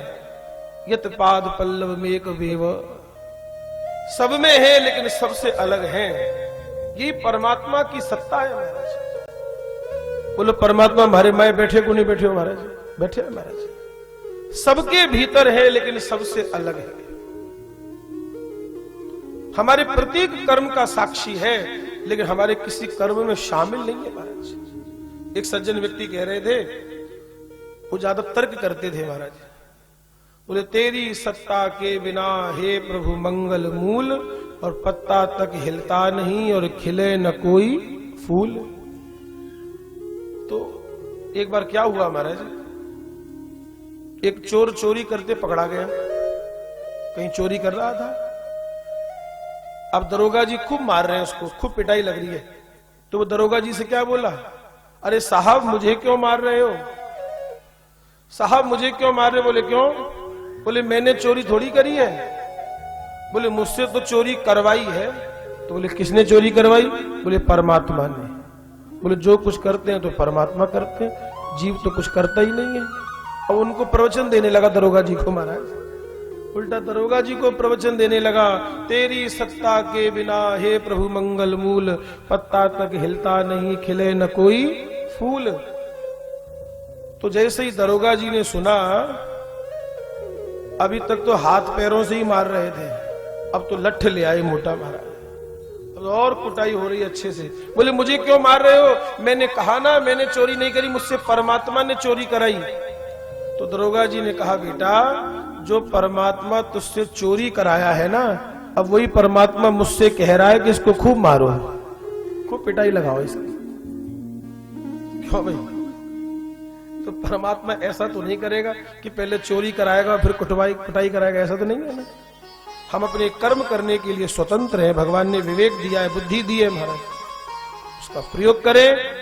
हमारे प्रत्येक कर्म के साक्षी परमात्मा है, लेकिन किसी कर्म में शामिल नहीं है। हम जैसा करेंगे वैसा हमें भुगतना पड़ेगा, लेकिन है सबके भीतर परमात्मा, सबके भीतर बैठ करके हमारे प्रत्येक कर्म को साक्षी बन गया महाराज। अच्छा देखो, आपको एक राजस्थान की बात बताएं है। मगर एक किसान मरने लगा, उसको लगा कि अब शरीर स्वस्थ नहीं रहता, अब प्राण निकल ही जाएंगे 2 4 10 5 दिन में। तो उसने क्या किया, उस किसान ने वकील को बुलाया और क्या लिखाई, अपनी वसीयत लिखाई। लिखो भैया, मेरी संपत्ति का आधा हिस्सा मेरे बड़े बेटे को दे दिया जाए।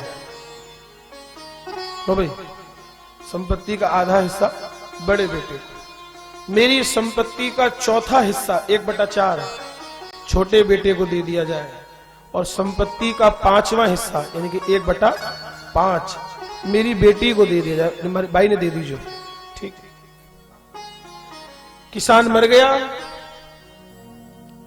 खर्च खुर्च सब कर दिया, 12वां हो गया महाराज, ब्राह्मण भोज हो गया। अब सब घर वाले से भेड़ा हो गया महाराज, से इकट्ठा हो गया। हाँ भाई लिखो, अब पिताजी की संपत्ति में क्या है? वकील साहब भी आ गए। बोले क्या लिखा है? बोले संपत्ति का आधा हिस्सा बड़े बेटे को, चौथा हिस्सा छोटे बेटे को, 5वां हिस्सा बेटी को दे दिया जाए। ठीक है। अरे बोले ये तो बताओ कि इनकी संपत्ति में है क्या? माल क्या छोड़ के गए बाबूजी?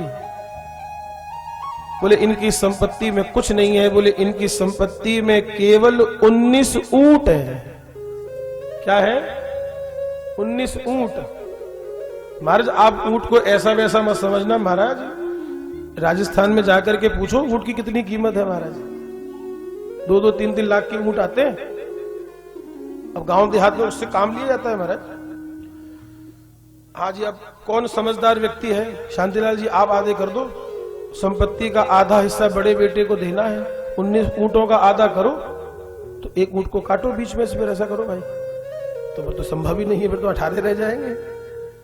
अब समस्या यह है कि 19 ऊंट का आधा कैसे हो? तो कुछ लोगों ने क्या कहा सुनो, कुछ लोगों ने कहा अच्छा एक काम करो, ऊंट बेच करके पैसा मिलेगा तो पैसा बांट दो। लेकिन परिवार के 2-4 लोग अड़ गया महाराज। वो कौन लोग अड़ गए? जिनको कुछ नहीं मिला था। वो क्या बोले, नहीं साहब ऐसा नहीं हो सकता, जो लिखा है सो ही बटेगा। ऐसे कैसे पैसा बांट दोगे? जो लिखा है वही बांटो, वो तो 4 दिन का काम और खराब हो जाए। चलो, घर वाले यही कह रहे हैं कि देखो बाबूजी जिंदा जनी बहुत दिक्कत थी, और मरते मरते भी हमारे गले में हड्डी डाल गया, मरते मरते भी छप्पर हमारे सिर पे धर गया। लेकिन इतने में क्या हुआ महाराज, सुनो ध्यान दे के सुनना। इतने में क्या हुआ, उस किसान का एक मित्र ऊंट पर बैठ करके आया, जो किसान मर गया उसका मित्र। उसने जब सारी बात जानी तो क्या कहा, बोले आज हमारे मित्र की बात जा रही है तो हमारी जा रही है, हमारी बात खराब हो रही है। अगर उसकी खराब हो रही है, तुम लड़ो नहीं, झगड़ा नहीं करो, लो हमारा ऊंट भी ले लो बंटवारा कर लो। अब तो मां बहुत बढ़िया, अब कितना हो गया? अब हो गया 20। अब करो बंटवारा भाई। आधा बड़े बेटे को, तो 20 का आधा 10 दे दिया, लो भी थे ले। चौथा हिस्सा छोटे बेटे को, तो 20 का 1/4 5 थे ले लो भाई। और 5वां हिस्सा बेटी को, तो 20 का 5वां हिस्सा, 20 का 1/5 करेंगे तो क्या आएगा? 4। तो 10 बड़े बेटे को, 5 छोटे बेटे को और 4 भाई ने, तो 10 और 5 15 और 4। तो किसान का मित्र कहता चलो हमारा वाला हमें वापस करो, चलो भाई ले आओ, हमारा वाला वापस करो हमें। अच्छा अब आप विचार करना हमारी बात पर, 20 के बिना बटा नहीं और 20वां बटा नहीं, वो तो अलग ही खड़ा है महाराज। अच्छा बोलो, उस 20वें ऊंट का हिस्सा सब में है कि नहीं है? बोलो ना, उस 20वें ऊंट का हिस्सा सब में है, लेकिन वो सबसे अलग है। ऐसे ही परमात्मा सबके भीतर है, लेकिन सबसे अलग है सबके भीतर। परमात्मा सबके भीतर है, अंतर्यामी रूप से परमात्मा सेरे माए बैठे है महाराज, मारे माए बैठे, थारे माए बैठे महाराज, लेकिन वो हमारे किसी कर्म में शामिल नहीं है।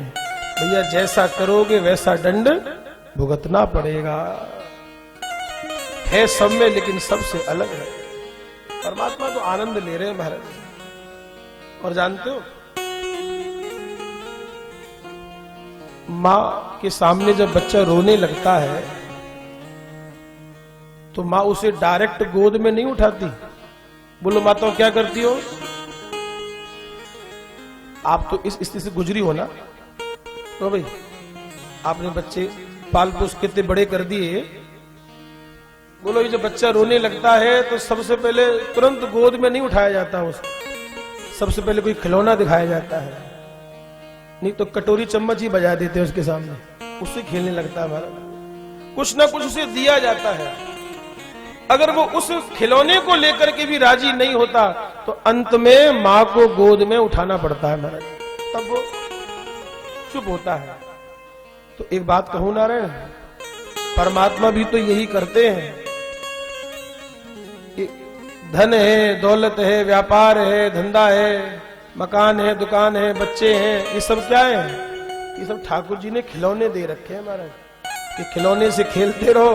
जब इनमें ही हम लोग खेलते रहते, फंसे रहते हैं और परमात्मा को याद ही नहीं करते, तो फिर परमात्मा को भी हमसे कोई मतलब नहीं रहता, परमात्मा को भी हमसे कोई मतलब नहीं रहता। लेकिन यही खिलौने से जब हमारा मन भर जाता है और जब सच्चे हृदय से परमात्मा को पुकारते हैं तो तुरंत हमें अपनी गोद में तब बिठाते हैं महाराज, तब बिठाएंगे। अगर बच्चा हंसता रहेगा, खेलता रहेगा, तब माँ थोड़ी गोद में लेके घूमती रहेगी हमेशा। तो खेल रहा है, अच्छा है तो खेलते रहो भाई, वो अपना काम करती है। लेकिन जो रोता है और किसी के द्वारा चुप नहीं होता, तब माँ उसे उठा लेती है। तो परमात्मा सबके भीतर है, लेकिन सबसे अलग है। और 7वें श्लोक में नाना पुराण निगमागम सम्मतम यद रामायणे निगदितम कचिदन्यतोपि स्वांत सुखाय तुलसी रघुनाथ गाथा भाषा निबद्ध मति मंजुल मात नोती। वो स्वामी तुलसीदास जी महाराज बता रहे हैं, इसमें जो मैंने लिखा है अपने मत से कुछ नहीं लिखा है, जो वेद पुराण और शास्त्रों का जो मत है वही लिखा है मैंने। नाना पुराण निगमागम सम्मतम यद रामायणे निगदितम कचिदन्यतोपि स्वांत सुखाय तुलसी रघुनाथ गाथा भाषा निबद्ध मति मंजुल मातनो। ये 7 श्लोक लिखे हैं मंगलाचरण में, 7 श्लोक। ये 7 क्यों लिखे? 6 भी लिख सकते थे, 8 भी लिख सकते थे। 7 श्लोक इसलिए लिखे हैं कि सप्ताह में दिन भी 7 होते हैं। बोले किसी भी दिन गाओ रामायण, किसी भी दिन गाओ। सुर भी 7 होते हैं, किसी भी सुर में गाओ। बस इसको गाओ महाराज, इसको प्रेम से इसका वाचन करो, रामायण पढ़ो, रामायण गाओ, रामायण सुनो महाराज, इसी से आपका कल्याण है। इसलिए इधर गोस्वामी तुलसीदास जी महाराज ने फिर पंचदेवों की आराधना करी है और अपने गुरुदेव भगवान को वंदन किया। सबसे पहले रामचरितमानस में गुरु वंदना आती है महाराज। आइए, बड़ी मीठी मीठी प्यारी प्यारी चौपाइयां हैं, हम लोग गा लेते हैं महाराज। अरे बंदहु गुरु पद पदुम परागा, गाइए सब गाइए,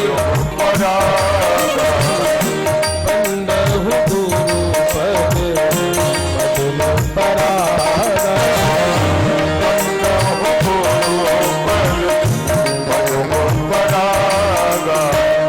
सुरचि सुभाष सरस अनुराग, सुरचि सुभाष सरस अनुराग, हरि सुरचि सुभाष सरस अनुराग, सुरचि सुभाष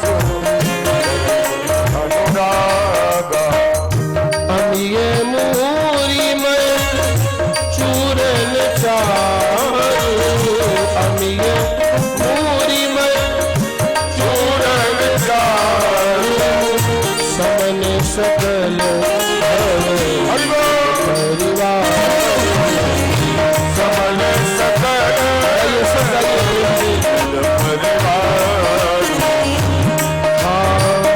श्री गुरु पद मणिगण ज्योति, श्री गुरु पद मणिगण ज्योति, सुमिरत देव दृष्टि ये होती, सुमिरत देव दृष्टि ये होती, बंदहु गुरु पद पदुम परागा, बंदहु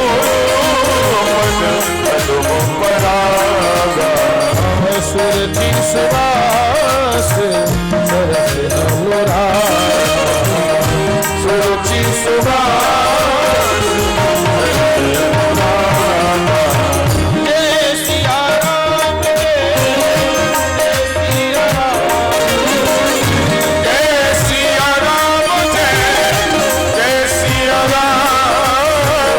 जय सिया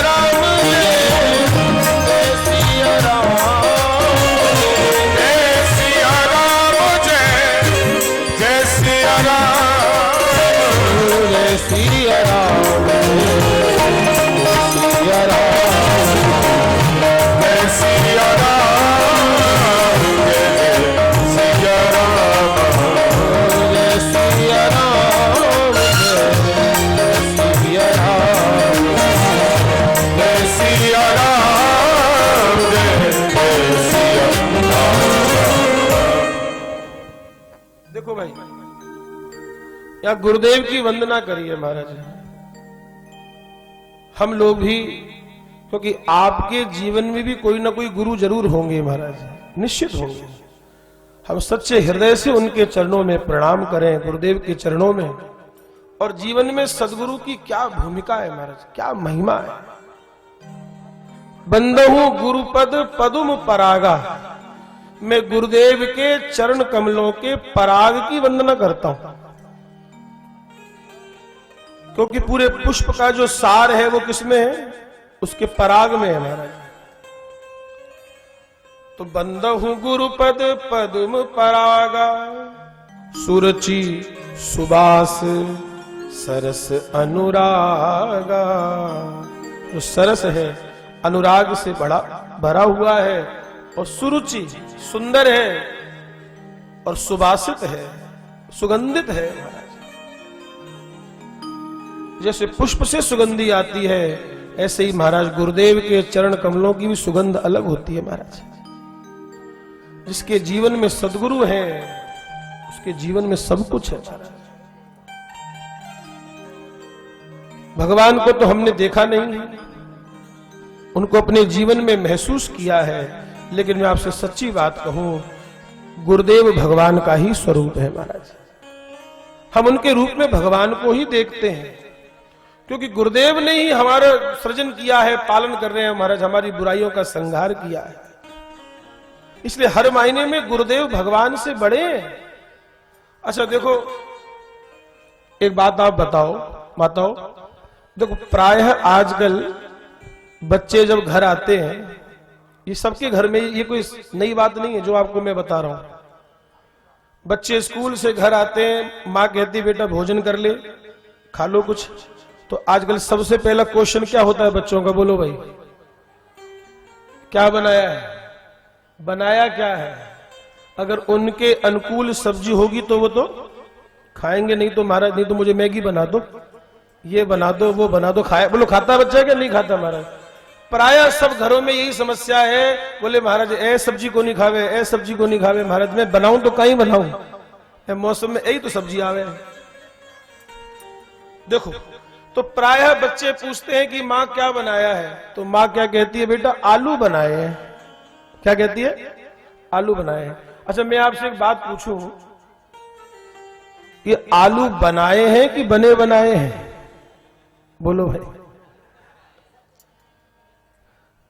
मां कह रही है बेटा आलू बनाए हैं, लेकिन मैं आपसे पूछ रहा हूं कि आलू बनाए हैं कि बने बनाए हैं। सुनो, आलू तो बने बनाए हैं, लेकिन माताजी ने क्या किया, जब उसको बाजार से लेकर के आई तो उस पर मिट्टी लगी हुई थी, गंदगी लगी हुई थी। तो मां ने उसको घर ला करके अच्छे से पानी से साफ किया। सुनना ध्यान से, वो बाजार से आलू आए तो उस पर मिट्टी लगी हुई थी, तो मां ने उसको साफ किया पानी से, फिर उसका छिलका उतारा, और छिलका उतार करके उसके छोटे छोटे टुकड़े किए, पीस किए, उसको अमनिया कर दिया, और उसके बाद कढ़ाई चढ़ा दी गैस पर, तेल डाल दिया, थोड़ा तेल गर्म हुआ। देखो ये बता देना, देखो हमको बनानी आती नहीं है सब्जी, तो कहीं गड़बड़ हो तो आप बता देना हो। तो तेल गर्म हो गया, उसमें फिर जीरा डाला, हींग डाल दी, जो सब आइटम डाल दिए सारे, और आलू छौंक दिए, और थोड़ी देर रखे रहे, थोड़ा पानी डाल दिया, और 20 मिनट के बाद जब वो ढक्कन उठा करके देखा तो क्या बढ़िया सब्जी अब तैयार हो गई महाराज। माँ ने सब्जी सबको परोस दी, साथ में रोटी है, परांठा है और सब्जी है, और बच्चे ने बड़े चाव से खा लिया। माँ आज साग बहुत बढ़िया बना है, माँ सब्जी बहुत बढ़िया बनी है, अगर बची है तो और ले आओ, और ले आओ, बहुत बढ़िया बनी है। तो मैं आपसे यही निवेदन कर रहा हूं, माँ ने आलू बनाए नहीं है, आलू तो बने बनाए बाजार से आए थे, लेकिन माँ ने क्या किया है, उसको काट झांट करके छौंक दिया बढ़िया मिर्च मसाले में, तो उसको खाने योग्य बना दिया। तो जानते हो गुरुदेव क्या करते हैं, गुरुदेव भी जब हम गुरुदेव की शरण में जाते हैं तो गुरुदेव भी महाराज हमारी बुराइयों को धोते हैं, संशय का छिलका उतारते हैं, और उसके बाद हमें विश्वास और प्रेम के घी तेल में छौंक दिया जाता है, तब हम भगवान के खाने योग्य बन जाते हैं महाराज।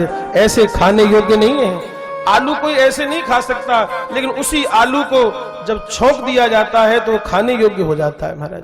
तो गुरुदेव, ये जीव जो है परमात्मा का भोग्य है, ये भोज्य पदार्थ है ये जीव, क्योंकि परमात्मा का ही है, लेकिन ये भोग्य पदार्थ बने कैसे, ये गुरुदेव बनाते हैं महाराज, भगवान के लायक बनाते हैं, हमको भगवान के योग्य बनाते हैं महाराज।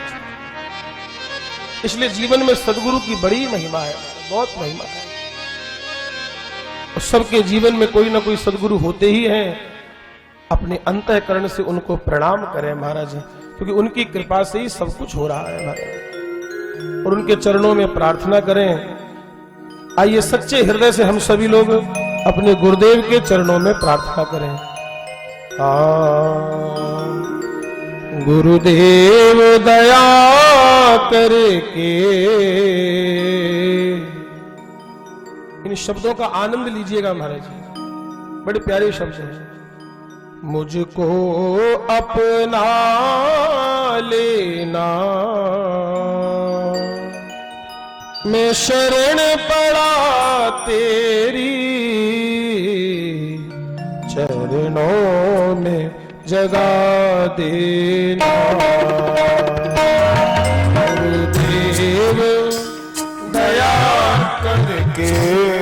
सभी लोग गाइए, अपने गुरुदेव के चरणों में प्रणाम कीजिए। अपना लेना मैं शरण पराई, चरणों में जगा देना। गुरुदेव दया करके मुझको अपना लेना, मैं शरण परा तेरी, चरणों में जगा देना, मैं शरण परा तेरी, चरणों में जगा दे। प्रेम से ताली बजाते हुए जय हो।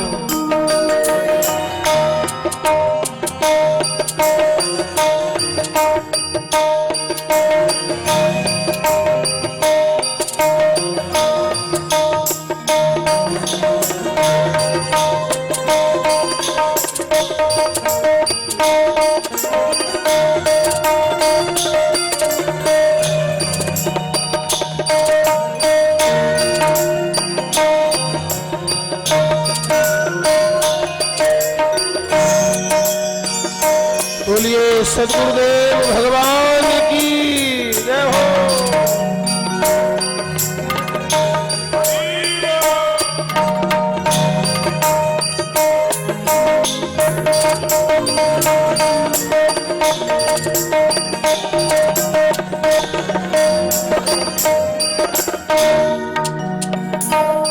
करुणा निधि नाम तेरा, करुणा दिखला जाओ, करुणा निधि नाम तेरा,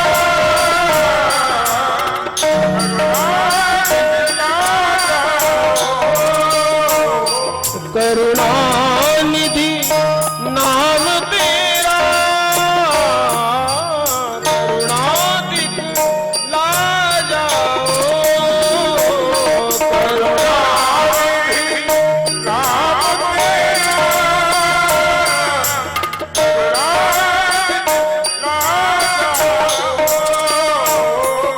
सोए हुए भाग्यों को हे नाथ जगा जाओ, सोए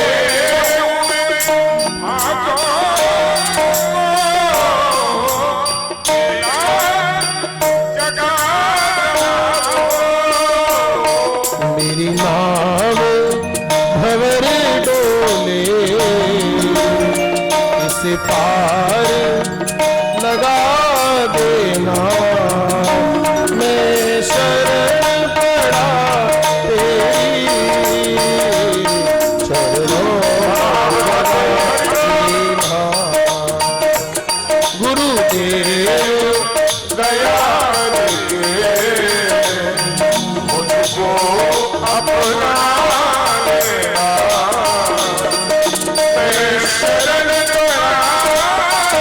तेरी, चरणों में जगा देना, मैं शरण पड़ा तेरी, चरणों में जगा देना।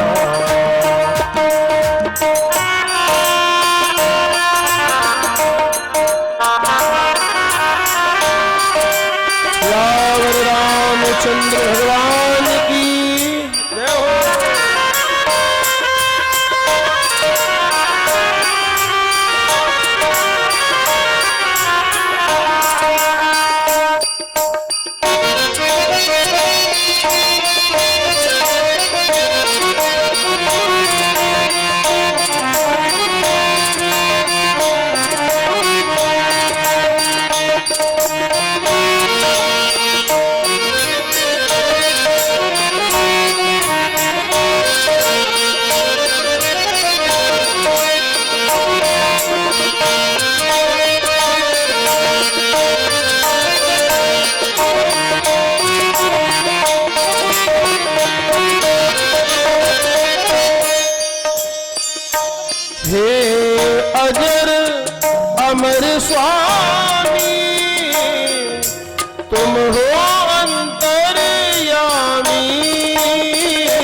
हे अजय अमर स्वामी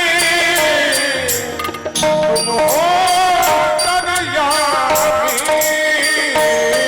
मैं दीन हीन चंचल अभिमानी अज्ञानी, मैं दीन हीन चंचल अभिमानी। तुमने जो नजर फेरी मेरा कौन ठिकाना है। मैं शरण पड़ा तेरी शरणों में जगा देना। गुरुदेव मुझको अपना लेना। मैं शरण पड़ा तेरी चरणों में जगा देना। गुरुदेव करके मुझको अपना लेना। मैं शरण पड़ा तेरी चरणों में जगा दे, चरणों में जगा दे, चरणों में जगा देना।